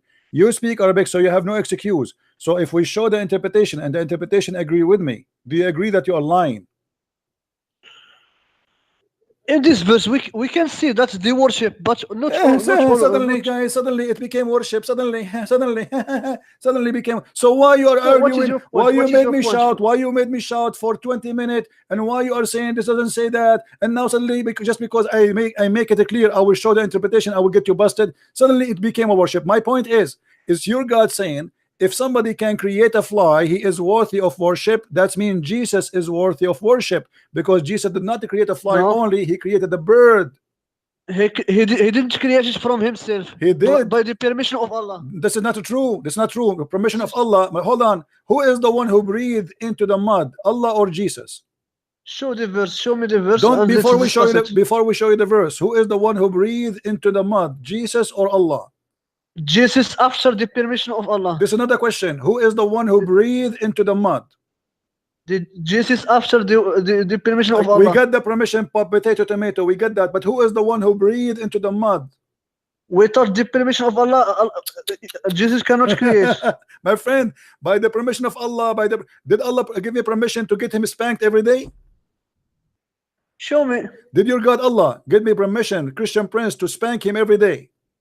Do you have the evidence? I have an evidence of me. I'm spanking your God every day. I'm making Muslims leave in Islam every day. Did your God Allah give me permission to spank him every day? Yes or no? This is your claim, but you don't have evidence. No. I have an evidence. It's me. No. Me. Hey, I spank your God every day. Every day. I accept what your God can Quran. do about it. So that the word of permission is a false lie. Do you have a proof that Allah he gave a permission to Jesus? Go to بإذنه. Go to the verse. My friend, do you have a proof that Allah gave any permission to anyone? Yes, by the statement of Allah. I can claim now that I am the one who gave a permission to Allah to be Allah. My friend, I'm not your friend. You are a Muslim. Chapter 5 verse 51 says, take not Christians and Jews and their friends. Stop lying. You changed the topic. Listen, and here we go in front of you. It says, and I make for you out of the clay, and I breathe into it. I breathe into it. Who care about bi'idhni? Who care? Listen. Okay, let me ask you. You didn't like it, yes. You see, when you say in the permission of Allah, does that mean Allah he gave ability to Jesus, or it's mean he gave him just a permission? The permission and the ability. Thank you very much. Let us go with his statement. Guys, did you hear this? Allah he gave the ability to create to Jesus. So now we have two creators. As long he have the ability, it doesn't matter who gave. Oh, shut up. Doesn't matter who gave it to him. Allah doesn't take Let me explain. Let me explain. Did Allah give the ability to create to anyone else except Jesus? Did Allah take permission from another one? Yes, from me. Prove it wrong. Yes. Prove it wrong. Where is the proof? You prove it. How come? Show me in the Quran where he take. See how stupid what you are saying? When you say to me Allah gave a permission to Jesus, you are not willing to show me a proof. When I say I am the one who gave Allah permission, you are saying to me where's the proof? I give you the proof in the Quran. I will show you in the Quran that I gave Allah permission. Do you want to see that? Show me. Okay. Show me where he say Christian Prince. Here we go. I will show you. No problem. Here you go. Let us read with me. You can make any claim, but if it is not in the Quran, you can. No problem. No problem. No problem. Here we go. Let us see. Huh?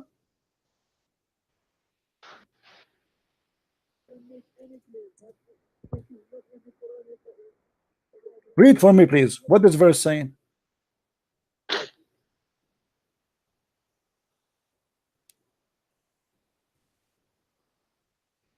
It says, if you have a doubt about your cult, it's called Islam, go to Christian Prince and ask him. A joke. You are joking, my I'm friend. reading Quran for you, Abdul. Read it. Is that Quran or this is the yellow pages of Muhammad? Where is Christian Princess? We are the Christians. It says those who they are reading the book before you, the Christian and the Jews. Do you want me to show you the interpretation? What is your point from this verse? My point is, your God Allah cannot answer you. He cannot answer Muhammad. He said to Muhammad, if you have a problem, go and ask Christian Prince. Who? It is Muhammad. It's not Allah. What? Who will ask? Muhammad himself, he is not sure But he's a prophet. we are talking about God, not a Muhammad. No problem, but Allah, your God, Allah himself, he change it cannot. now. Shut up. What Your is your God, point? Allah, who is the one saying to Muhammad, if you have a problem, if you have a doubt, don't ask me, ask Christian Prince. Who is the one saying that? Allah. So I am the one who gave a permission to Allah to tell you you're a prophet. You eat it, Muhammad. If you have a problem, come to Christian Prince. Can you prove me wrong? My friend, it is Muhammad here. It's not Allah who will ask. My friend, but who is the one who asked Muhammad to ask? Isn't it Allah? My friend, is it Allah who will ask you or the Muhammad who will Obviously, ask you? Allah have no answer, because if Allah have answers, will not ask Muhammad to ask me. Because you are stupid. Allah will say if. So you are saying That's to me, so you if. are saying to Do you me, know what I if? am stupid, but Allah It asking me, doesn't happen, okay, hold my on. friend. I will hold you with your Did this words. happen? You just It said, doesn't hold happen on, if. hold on. You Do are you know saying, what is if? you are saying I am stupid, but your God Allah asking Muhammad to ask me the stupid to guide him. That is the most stupid If. answer ever Do I you know heard. what is if? What if? What is if? If If it okay, happens, hold but on. never happen. So you are saying to me, Allah, he said if, but Muhammad was not in doubt. He never in doubt. Thank you very according to much. this verse. That's mean Allah cannot be God, because Allah here is guessing. Because if Allah is all knowing, he should not say if. Either he No, is sure Allah or he's not. gives you the- No. You just said Muhammad, he never have doubt, which means this verse have no need for it. Muhammad, No, he never. Everybody heard you saying Muhammad, he never have a doubt. So this verse is a shish kebab potato. Why Allah saying to my him friend, if? no, my If Muhammad friend, never no. if. This is your understanding. Abdul, when I say to you, if you are hungry, go and eat, but you never eat. That's mean I do not know if you are hungry or not. I'm just effing. This is how stupid your God is. This is your stupidity of You your are understanding. the one who said that, not me. Just You because said I Allah, he say said doesn't mean it happened. but Muhammad, he never did, right? You are the one who said that, not me. So why Yes, Allah saying yes. if? Okay, let me ask you, just for the sake of argument, your God Allah Allah, wants- Mr. Allah, Mr. F. Your God Allah, Mr. F, he said to Muhammad, if you have a doubt about your religion, go and ask Christian Prince. Why Allah saying to him, go and ask if you have a doubt, unless he trusts us that we have the answer and we are the one who can correct Muhammad answer? Where he said correct. Why you are lying? Well, he's asking him, if you have a doubt, go and ask us. Are you stupid or what? About what? About him being a prophet. Where he say about a It says prophet? that. It says about what we revealed to thee. Read it. Muhammad, he have a doubt about what is revealed to thee. What is revealed to thee? The Quran. So Muhammad, he suspect that the Quran is coming from God, which means he suspect that he's a prophet of God. So your God, Mr. F, we will change his name. His name is not Allah no more. Mr. F, Allah, the F God. He is saying to Muhammad, if you have a doubt, go and ask Christian Prince. And then you say to me, but Muhammad, you don't have a doubt. Prince,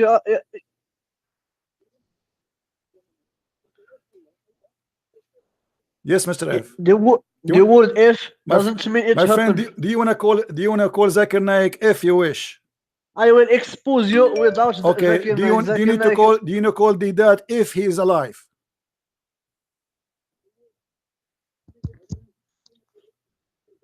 What is your point? My point: if you are smart, can you please explain to us why Allah he said if, but Muhammad he don't need the if. Secondly, In why Arabic, Allah? we Oh, can shut say up! if. Shut up! You asked me what a point. Let me tell you my point. Let me please. When you say to me, "What's your point?" After speaking to you for 20 minutes, yet you did not get my point. That means if see you will, how you change the if you topic. understand, I did not change the topic. Ask him. Abdul, And you change it now to Muhammad. Ask him. Abdul, if your God is smart, he should not say if you have a doubt.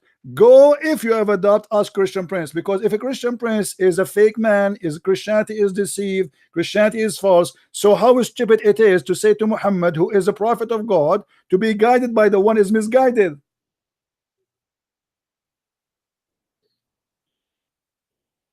We start this discussion by My friend, saying that Jesus creates, but the see, here we permission. go, here Now we you go, change here we it. go. Why you Here, change the topic? let your dad call me. Now he don't like the topic no more. You are the one who said to me, show me, and now you are saying to me why you change the topic, you idiot.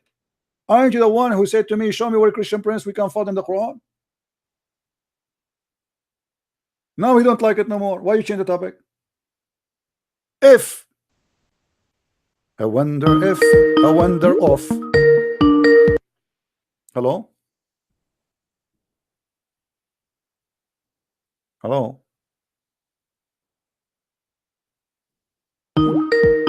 Filthy animal. A Muslim Abdul is calling me and showing me his penis. Praise be to Allah. Yes, Mr. Abi. Fucking nigger, fucking nigger, fucking nigger. Praise be to Allah. This is the wisdom of Allah. The racism of Islam. The devil is going crazy because I'm spanking their God. Do you see what we do? The one who said to me, how you can prove to me that Jesus is God? My friend, look what's happening. Yes. Wow, this Moroccan guy or Algerian guy is really stupid. Okay, are you a Muslim, my friend? No, I left Islam, but oh, you left this Islam. What Moroccan happened? guy, What happened? Why you left Islam? it's a stupid religion. Come on, to man. me. Don't you want to have in this private part and a lot of women naked? Come on. Yeah. The thing about contract with a telecom company, they will use my private part. Really a good one. But the Algerian guy is truly stupid. So, my friend, why you left Islam, my friend?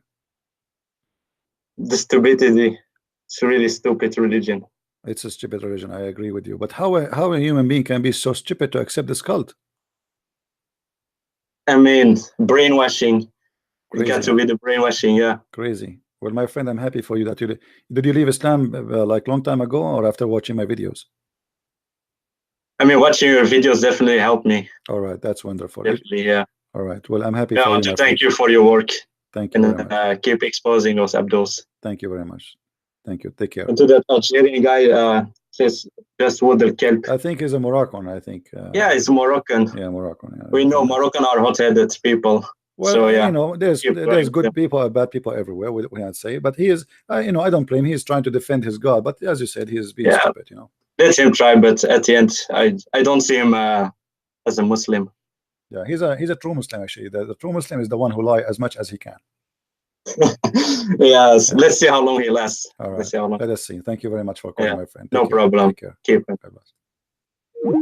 All right. Do we have any Muslim here? If Allah, he said to me, if you have adopted, if go and call a Christian Prince, if what an if, what a unique if. Call me only if you are a Muslim, please, or an ex-Muslim.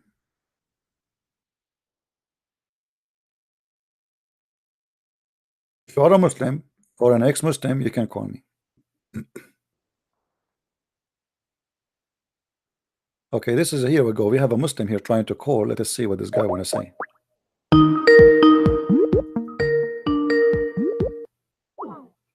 He hang up. How brave. You Christian, you have nothing to say about the prophecy about Romans being defeated. Okay, let me get you busted with this. You see, my friend, when the Muslim they say about the Roman being defeated, this is a prophecy. This is proving to me that you Muslims, you do not know even what the prophecy mean. Hold on, please. Let me show you how stupid that chapter about the Roman, and it is a false prophecy.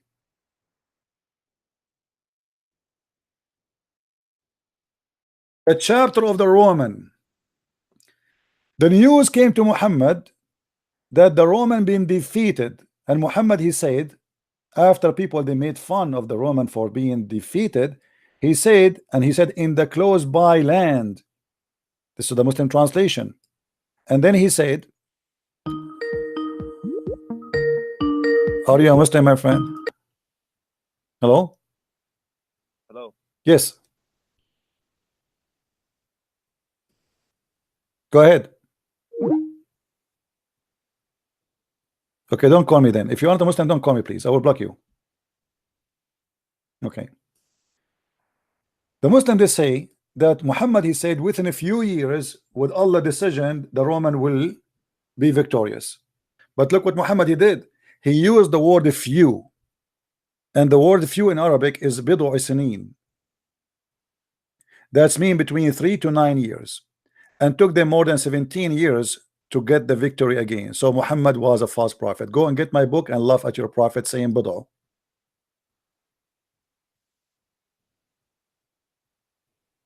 And by the way, they were not even being totally victorious until almost 20 years after.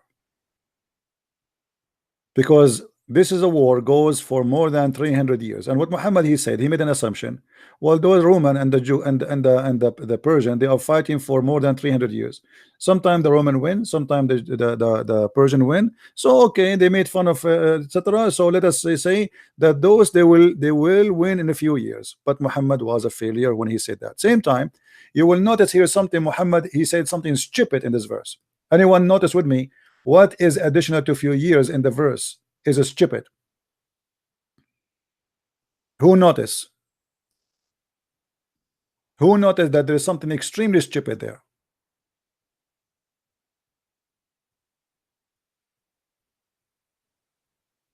Extremely stupid.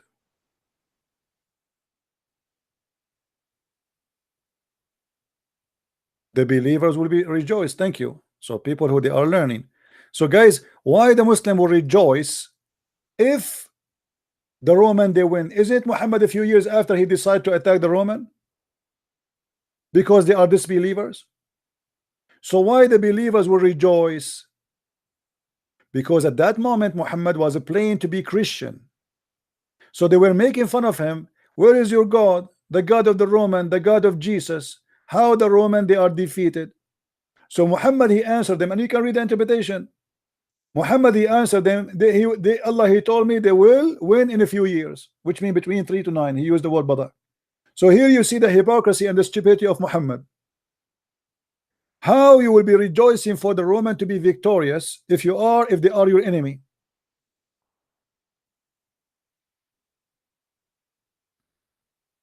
If this is a prophecy, what is a stupidity is? Don't call me buddy. I told you don't call me if you are not a Muslim. Let me block you. Some people are really weird. I just told you, you told me in text I'm not a Muslim. I said don't call me unless you are a Muslim. And you keep calling me. Do we have any brave Abdul?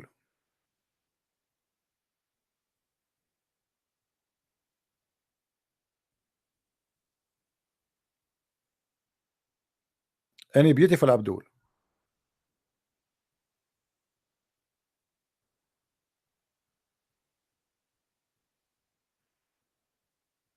Anyone?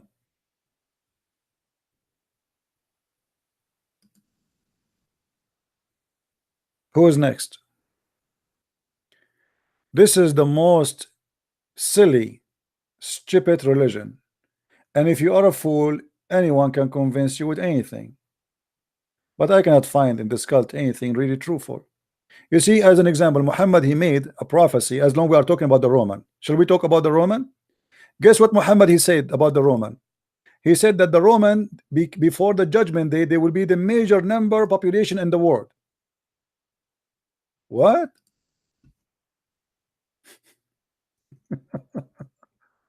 The Roman, they will be the majority of the world?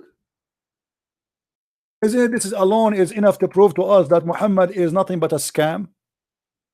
Read it. This is Sahih Muslim. You want me to show it from different hadith? This is Sahih. This is all is correct. Sahih. Huh? Read with me. I heard Allah Messenger saying, the last hour would not come when the Roman would form the majority of mankind, of the people. So Muhammad he made a prophecy that the Roman they will be the majority. Where is the Roman now?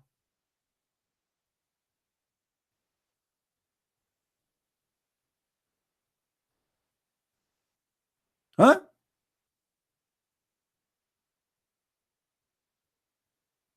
I want to meet the country. It's called the Roman. Where is that? Is that Italy? Italy now is the majority of mankind.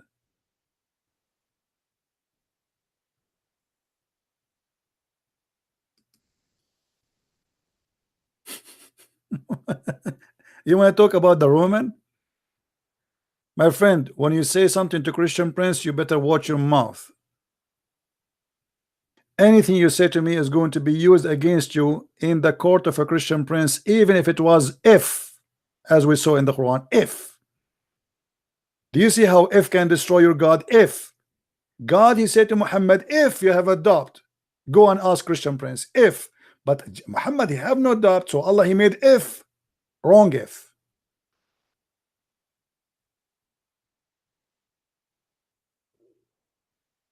Shut up, I talk too much.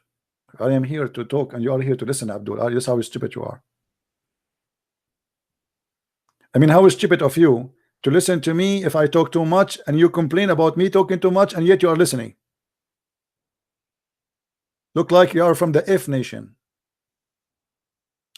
Do we have any Muslim here?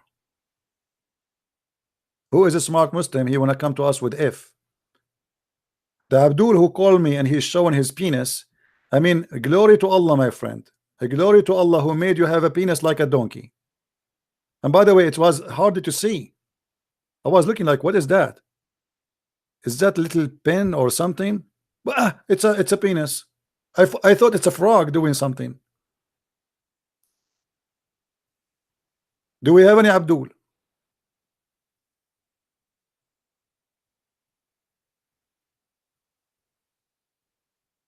What a stupid cult.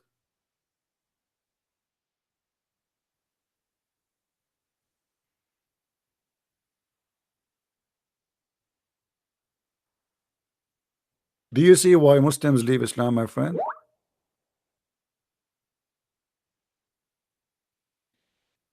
You are a Muslim who cannot get in live stream. What I can do to you, my friend?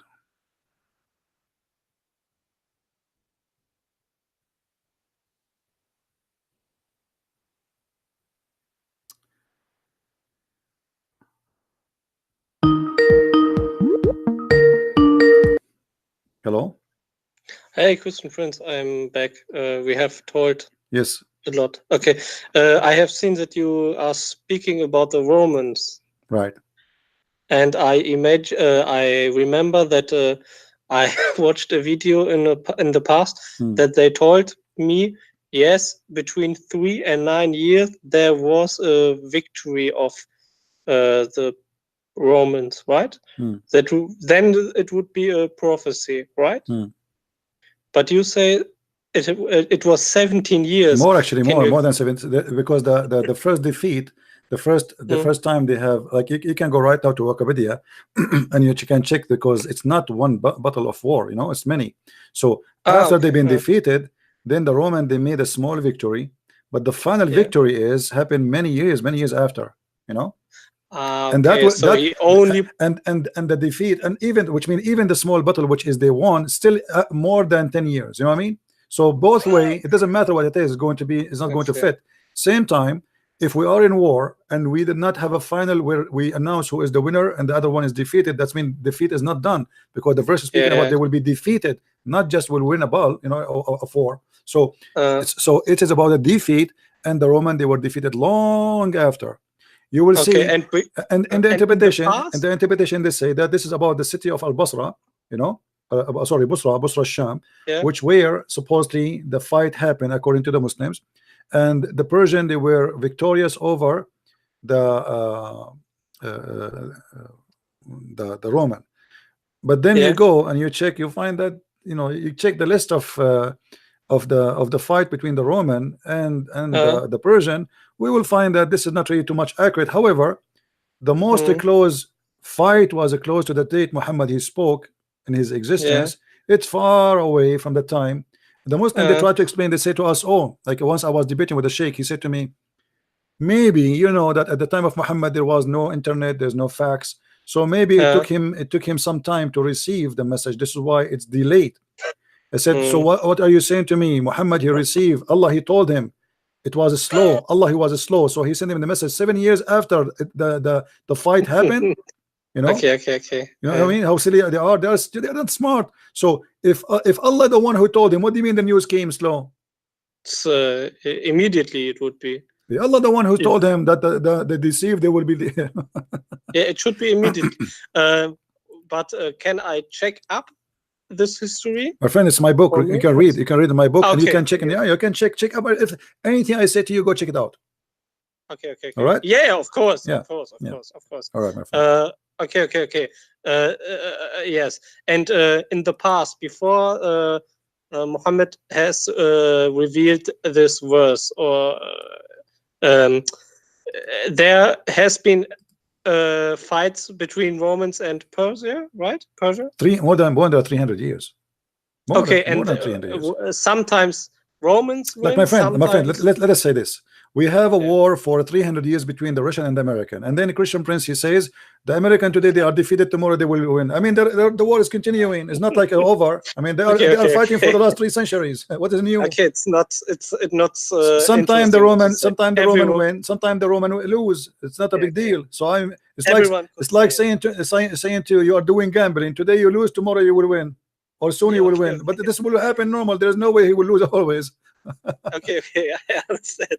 I will check up. But do you see the hadith in front of you? Do you see the hadith in front of you? I mean, how isn't this enough to prove that he's a liar? Because he says when the ones would form a majority amongst people, that he will the last hour. Yeah, of course. All right, my friend. Thank you very much for calling. Yes. Thank you very much. Okay. Yeah. Another question, if it's okay for you. Sure. Maybe for you it's interesting. They say that another miracle is in Surah 86, verse 1 to 3. It's about Tariq. They say to Muslims that it means to pulsar. You know what I mean? A pulsar? Yeah. What is the exact meaning of the first 2 or 3 verses? And Najm al-Tariq is a visitor, is not what they are saying. Have nothing to do. Because they tell to us it means no, my friend. No, my friend. This is a star. The Arab, they call him al-Tariq because he is a star who visit them in the middle of the night. It is not what they say. It's the morning star too. So at the same time, why Allah he swear by the sky and this is star? What is the business of Allah, right? So have nothing to do what the Muslim try today to make it look like. If you read the interpretation of the Muslims made for centuries, nobody came with this, but today they try to apply science into it. But as long they are saying this is a science, isn't it in the same chapter, which is a very small chapter, chapter 86 verse number 6 and 7 says that Allah he make the gushing fluid of the women come from the backbone of the man and the ribs of the women? Ist aus sich ergießen Wasser erschaffen, das chapter 86 verse number 6. Let me go there. Verse number 6 and verse number 7. This is verse number 6. Let us go to the interpretation. Yes. Do you see it? And then Allah explained saying he created you from gushing fluid into the womb of the woman. And then verse number 7. What is that gushing fluid? It is issue from between the backbone, not loins, backbone of the man and the ribs of the woman. So how this is Quran full of miracle, and they are quoting for us that chapter when in the same chapter, just 2 verses after, saying Allah saying that women she have a sperm coming from her ribs. Okay, enough for me. Okay. Yeah, but women, by the way, Middle Eastern women they are different from Western women. Just to let you know, our women in the Middle East they have breast testicles. What do they have? Breast testicles. What means testicles? Yeah, they don't have boobs, they have balls in their chest. Thank you, my friend, for calling. All right. I have to. All right. I mean, this is how stupid this religion is. Who in the world want to believe that women have a sperm? First of all, women don't have a sperm. Secondly, since when women have a sperm coming from the location of the necklace, not only the ribs? This is God.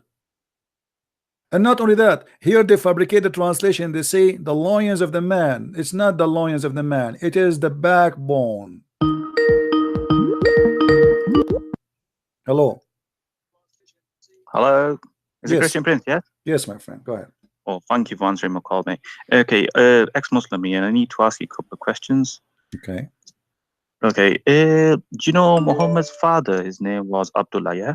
Right. That's the Muslim claim. Okay, all right, okay. Because I was wondering if Muhammad introduced Allah, then who was this Abdullah? You So see, I was, in the Middle East until now, if somebody is unknown by name, we say Abdullah Fulan. I don't know if you speak Arabic or not. So Abdullah no. Fulan, which means unknown, slave of Allah. Yeah. Okay. Muhammad was a son of unknown man. Okay. So they call him the slave, the son of the slave of Allah, because the Muslim agree that the father of Muhammad, even Muhammad, he says, my father and your father in hellfire. Okay. So if Okay. Muhammad, he is the slave of Allah, how he will go to fire? You know what I mean? Yeah. If I am, my name is a slave of Allah, and then I say, Muhammad, he says, a man, he came to him, the story as the following. A man, he came to Muhammad. I don't know if you can see the screen. Do you see it? I see it, yeah. Okay. So a man came to Muhammad and he said to him, where is my father? Muhammad, he said, your father in hell. The man, he turned his back, he's upset, he's sad.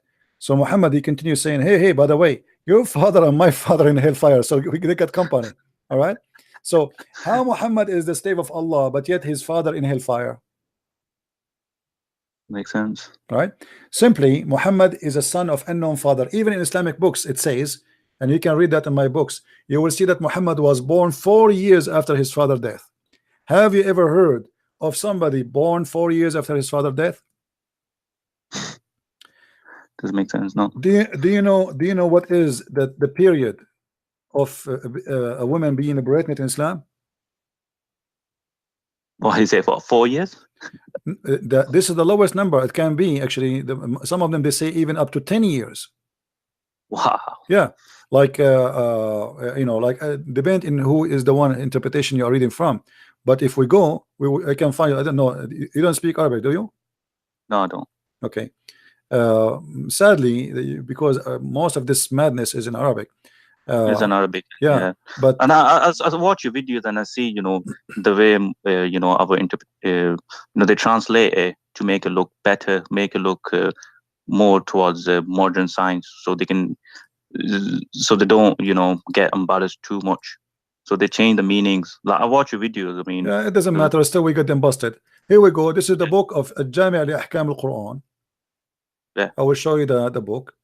It says clearly that a Muslim woman, she gave birth to her son, and she was pregnant for 4 years, and he have a growing hair and teeth. Let me show you that. Have you ever heard of somebody, she was pregnant for 4 years, simply just to cover the shame of Muhammad? They claim that he is the son of etc. from a noble family, etc. So they have to fabricate stories, and here we go. Okay, let's see.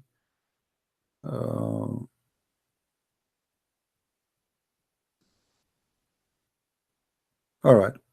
وقال الضحاك وضعتني أمي وقد حملت بي في بطنها سنتين, for etc. And then he says, he continue here. They say, وقال حماد بن سلمة إنما سمي هرم بن حيان هرما لأنه بقي في بطن أمه 4 سنين. The guy Hamad, he said, Hamad the son of Salama, he said that the guy, his name called Haram, which means older, bin Hayyan, because simply he was inside his mother belly for 4 years. All right.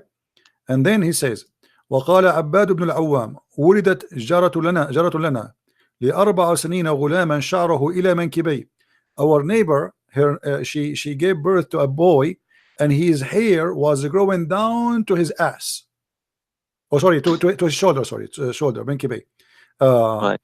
And there's tons of reference. Ibn al-Arabi as an example. So you will see everyone giving you a different date, and they go, and all of them, they agree that a woman, she can be pregnant up to 10 years, and even some, they say even more than 10 years.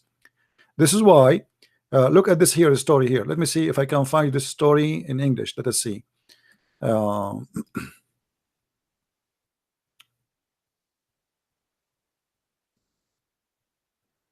right, let us see.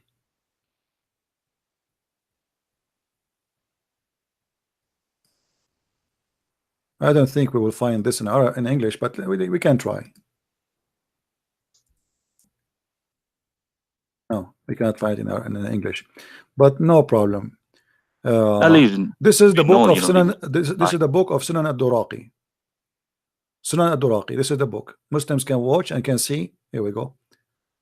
Al-Imam al-Hafiz ibn Ali, Ali ibn Umar ad-Duraqi. Okay. He died in the year 385 after Hijrah. Go back. This is the hadith in front of us. The women, here we go. وإن كان في بطنها جارية فأبدلها بها بغلام. A woman, she have I don't know how to translate this one. A guy, he said, his name is Abu Yahya. He said, he came to Muhammad. He said to him, please, you know, sorry, a guy, his name is Malik. A guy, he came to him. He says, pray to my wife. She is pregnant since 4 years, and now she have a lot of sadness. So Malik, he was so upset, and he closed the Quran, and he says, don't the people know that we are you know, we are not prophet? Then he did read to him, and then he says, Allahumma هذه المرأة إن كان في بطنها ريح فأخرجه منها الساعة. Allah, please, if this woman, she have gas in the front and inside her belly, let the gas go out. And if there is inside her like a female girl, exchange it with boy. Here we go. And then, because you are the one who erase what you want and you put what you want, and you are the one who have the mother of the books. And then he rose his hand, and all the people rose their hands. And then وجاء رسول الله إلى الرجل فقال أدرك امرأتك فذهب الرجل. The prophet, he said to him, go to your wife, like she's giving birth. And then the man, he went, and when he arrived, before he leave the mosque, a person, he came and he is carrying a child with him. He have a curly hair, and he was the son of 4 years, and he have long teeth, and he have his what they call it, the thing attached to the belly bump. I don't know what they call it in English, you know, cord. Yeah, so the court, right? So here we go. The Prophet of Islam, he prayed to the guy. The Imam, they pray for the guy, and the guy right away, his wife, she delivered after 4 years. She delivered him a boy, and the boy, his teeth is growing, and he have a long hair. And this is a true story, supposedly. True story, supposedly, yeah. Welcome to Islam. Who dare to say it's not true anyway? Wow, this is so full of shit. I mean, it's just too much nonsense in it. I don't understand how people still believe in this year. It's just unbelievable. Well, they are leaving. Right, you know, this is why we are sharing knowledge, my friend. Yeah. Another question. You know, the verse, Surah 1886. You know, the famous sun verse. 18. 18 what? 18 what? 1886. 80. Chapter 80. Chapter 18. Chapter 18, verse 86. Chapter 18. Yeah. Okay, verse 86. What about it? Yeah, you know the way they claim, you know, the sun sets in muddy water. Yeah. You know the word wajada, it been used twice in that verse. Is that true? Yeah. Well, wajada here mean he found is it the same wajada? Yes, wajada. Wajada is a word mean he found it sitting in murky water. He found it. The Muslim, they say this is how it appeared to him, but it says wajada, and wajada mean that he found it. It's Allah is reporting. It's not the guy is talking. Allah is saying he found it. So how, you know, it says actually here, if you read with me, حتى إذا بلغ مغرب الشمس وجدها تغرب في عين حمية ووجد عندها, and he found next to it people who they say to him, etc. Yeah, because you know they translate, you know, the second part as if, you know, he found it, and you know the first part as it appeared to him. So they change the meaning to, no, you know, this is the first translation. Where is the word appear? Where the word appear? Not here. I mean, the translations I've learned. I know, but they're lying. They're trying to, because people are laughing. This is obviously cannot be from God. But as you see, Muslims for centuries, nobody says. It says here clearly, and he till he will reach the setting place of the sun, where the sun set, he found it sitting in a muddy spring. And hold on, even if the Muslim try to avoid that, what they will do with their prophet, because their prophet, he cannot keep his mouth shut, because their prophet, he explained the verse. Yeah, he uses the hadith there. Yeah, Yeah. it clearly says that it sets in He says that water. in a murky water. So Yeah. when the Muslims say such a thing, they assume that you are an ignorant, you do not know how Yeah, to reach out. I brought that up in front of another Muslim, and he goes, "No, this thing is gonna happen in future." I was like, "What do you mean it's gonna happen in Yeah, future?" do you see it? It's, Here we go. This is it Muhammad. This is is the Muhammad exact saying. translation of what Quran says. Yeah, this is Muhammad saying that he was Abu Dhar. He said, Yeah. I was sitting behind the Messenger of Allah, who was riding a donkey while the sun was setting. He asked, "Do you know where this set?" Speaking about the sun. I Yeah. replied, "Allah and His Messenger knows best." And then he said, "It's set in a spring of warm water." Yes. So how they Which can is, say, which clearly agrees with what Quran says. yeah. Yeah, but they will say this is a fabricated hadith anyway. Is it actually fabricated? I mean, on Muslims' principle, I mean, is it actually fabricated or is it sahih? How they can say it's all of this is sahih, my friend. Sunan Abi Dawood is a sahih, authentic book. The sahih in Islam is 6 books. And here we go, read with me carefully. It says sahih in chain. Do you see it? Yeah, it says sahih in chain, but it doesn't say the grade. But it doesn't matter because the whole book actually, there's not even, this is a new, Albani is a new guy. Who is an Albani anyway? But they try to defend their prophet, and they start saying, okay, this is, we will take it off. If you read even the book of As-Sirah by Ibn Ishaq, from the beginning he said, anything that not fit with our prophet, we delete it. Who are you to delete it? Does not fit. Yeah, so just today, I don't really let my friends know that I'm an ex-Muslim, but I was just talking to them today and asking them, okay, what if Quran says this and Hadith says this, completely opposite? They say, my friend said, oh, we throw everything out. If it doesn't go with Quran, we throw it out. That's false, because as an example, just to show them that this is a lie. What about the Quran says you do mut'ah, the Hadith says you don't do mut'ah? Which one they follow? Yeah, I watched that video as well of yours. See, I mean, there's so much information that you provide is unbelievable. And do you think the proper Muslim imam, who actually read Arabic, who can actually understand Arabic, do you think they all know this stuff and they still carry on following you, or they just faking it because they have no choice? Well, there's a lot of people leaving Islam anyway, but as we said, not everybody he listen, he call, he say I left Islam. But I received tons of messages in Skype saying I left Islam, please don't show my name, etc. Don't speak about me. And people they call, even like the one who called just before you, he's an ex-Muslim, and you're an ex-Muslim too. So yeah, a lot of people leave. But how we know how many? No way we will know. But obviously there's no way a human being, he have a little brain, he will stay in this cult.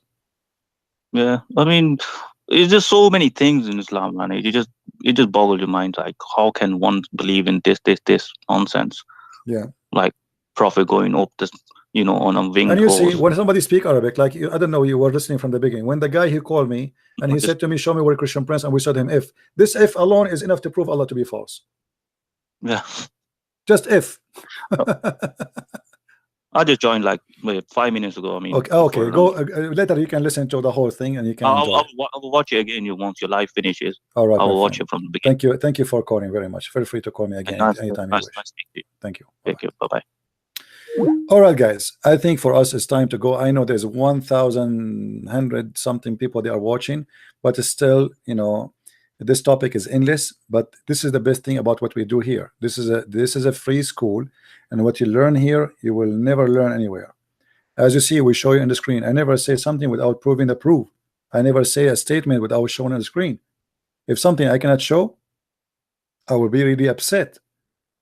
And you notice with me, sometime I spend even sometimes 5 minutes to find something, because there's no way I can save all this reference. It's in my head, but just to find it and put it for you on the screen, sometimes it's really is not easy. But usually I put it there in a few seconds. But I don't speak of something unless I prove it. And this is what makes Muslims upset from me, because they keep saying to me, "Show me your face," because they don't want you to see the screen. Who need my face? My face will not prove this hadith for you.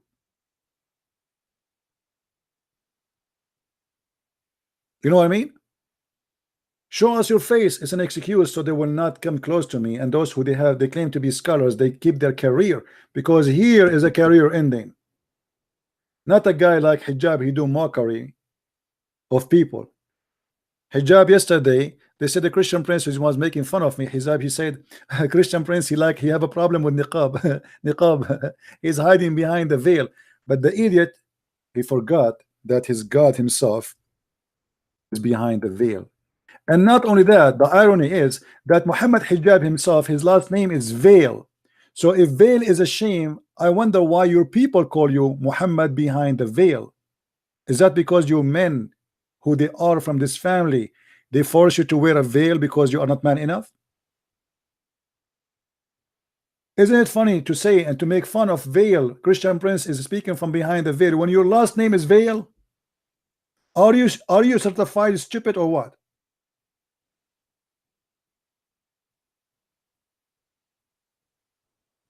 Muhammad himself will be behind the veil.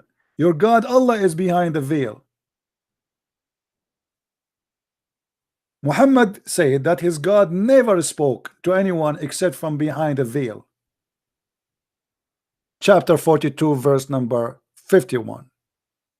And not only that, Muhammad Hijab, he said, you know what, maybe he does not even exist. Why? Because I speak from behind the veil. Well, that will go to your God too. You just prove to us that you Muslims don't believe in Allah because he is behind the veil and maybe he is not exist. And you are the one, everybody can go and watch the video. You are the one who said maybe he does not even exist and maybe he is not even a human. Not me who said that. Go watch it. This is how silly, this is how trashy they try to insult in order to avoid debating me. But my friend, whatever you say to Christian prince is going to be used against you. I am a Christian prince, and my Lord, he made me prince. And your religion and your cult is being defeated every day.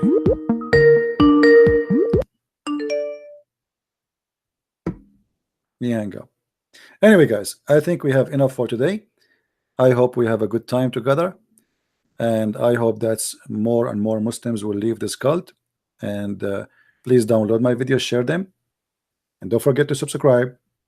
Invite your friends, tell your friends, share knowledge with your friends. Don't be selfish. What you learn here, share it with people. And I advise you always to take notes. Download the videos, because later maybe the video will not be found. And one day I say something to you, you say, oh, where we can find this now? I don't know where to find it. Don't call me.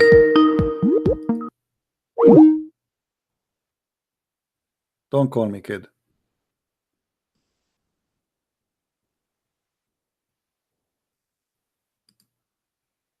You want to show me your penis again? First time it was very hard to find where it is. So now are you going like, did you make a surgery? Imagine how filthy. They are trying to prove me wrong by calling and opening their camera showing their private part.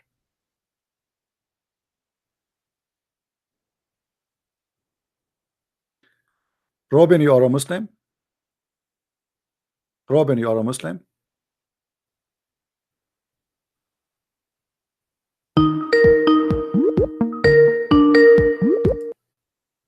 Hello?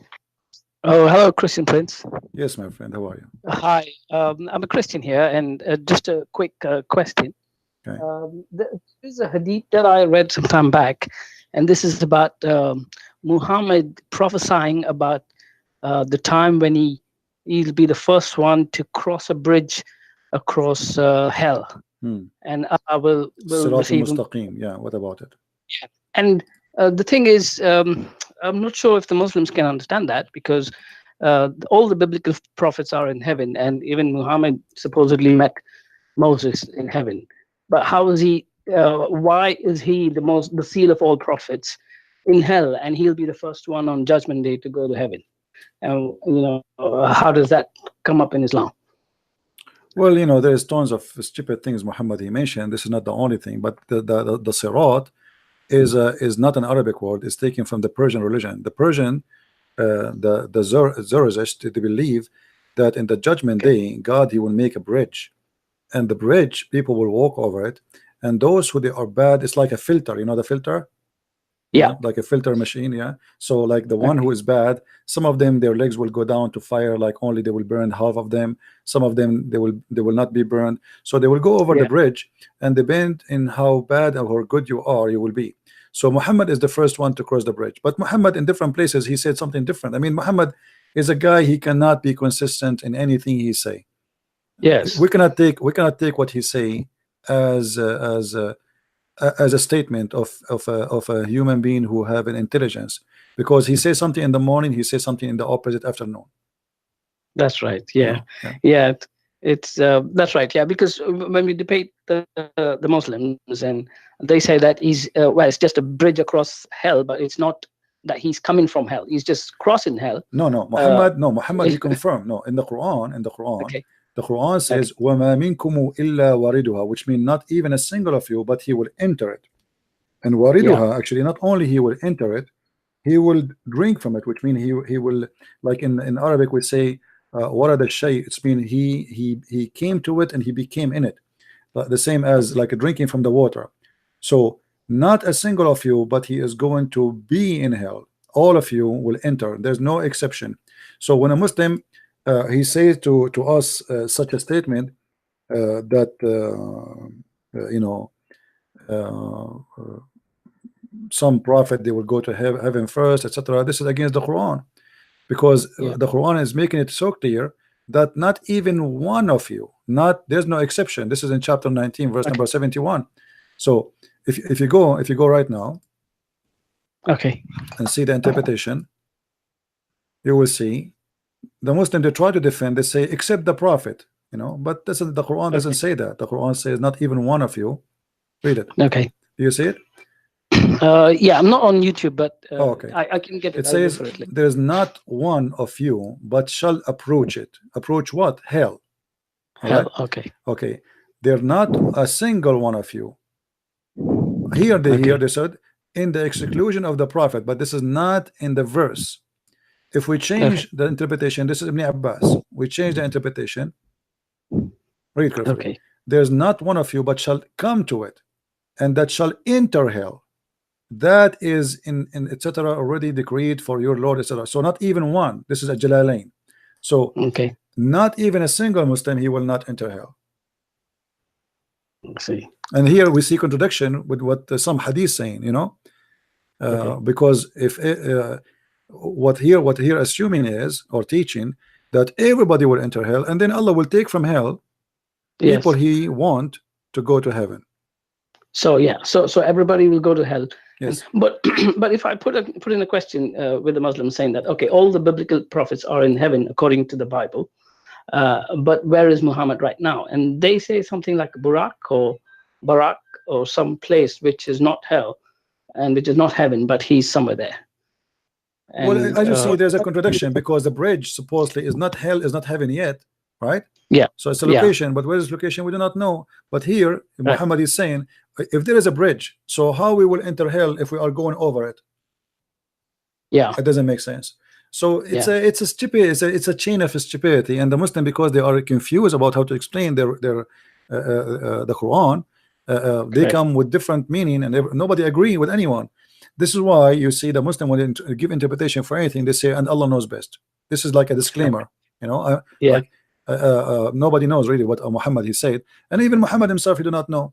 Even the Quran says in chapter 3 verse number 7 that nobody knows really what the Quran means save Allah. So that makes a bad argument, because why would Allah even give in a book where no one can understand except him? So what's not the whole only purpose? that, especially after he said in the Quran that we made it clear. Yeah. You know, how you say we made this book clear, and then we need 10,000 interpretation, and after the 10,000 interpretation we don't understand what it's trying to say, you know. Correct. Yeah. All right. It's really stupid. Okay. Thanks very much. Thanks for your info, and keep up the good work. Thank you for calling. Thank you. Cheers. Bye. All right, guys, I think we are done for today. And for those who they are saying they are Christians, okay.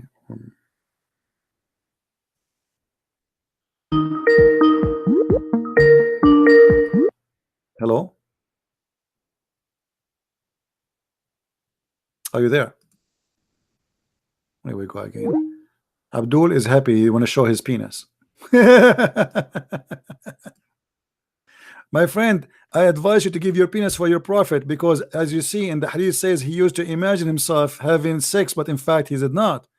I hope you are not imagining the same thing now, right? Yeah, let me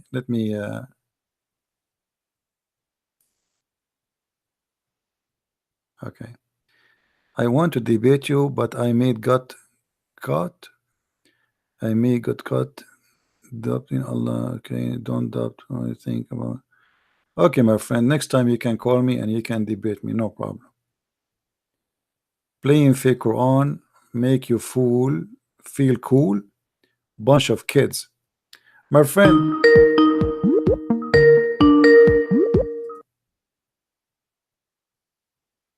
hello?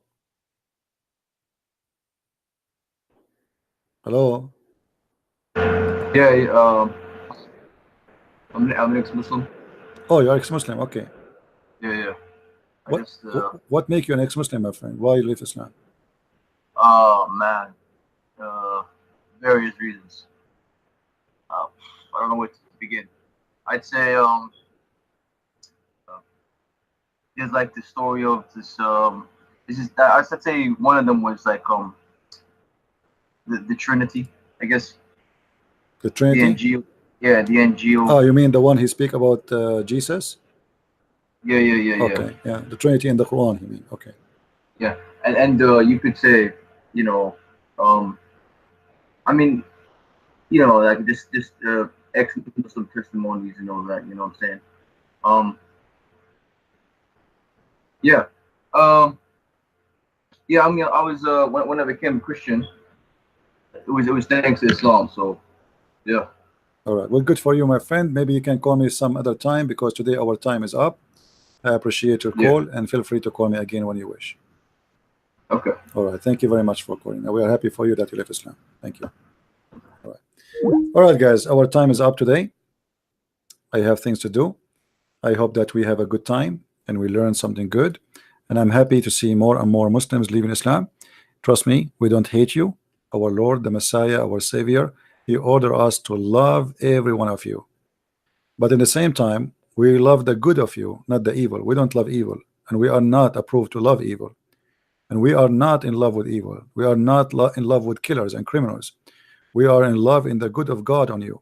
So let the good of God on you work on you. If you are a person who believe in good, if you have the sense of goodness, be good. For God, He wanted us to be good. Doesn't matter what your religion is. If you are a Muslim, try to be good and ask yourself how you can be good but yet you are a Muslim. How you can believe that you should hate everybody around you but yet you can be good. My Lord, He brought the good of me and the good of Him. He said to me, love your enemy. Bless those who they are cursing you. The Muslims who they are calling me, cursing me, doing stupid things for me in Skype, I cannot curse you. Even though what you are doing is stupid, I feel sorry for you. You are not insulting me, my friend. You are insulting your own. You are insulting your own kind, your family. When you are a person who show his penis, suppose you think you are insulting me. That is showing me that you are equal to a donkey. Donkey, he don't hide his penis. Same as you. So be happy with you being a donkey, not a human. We are a human. Thank you very much, everybody. May the Lord bless you. And until we see you soon again, maybe tomorrow, Christ is Lord and Islam is false. And this is a Christian Prince was with you for today. See you soon. Bye-bye.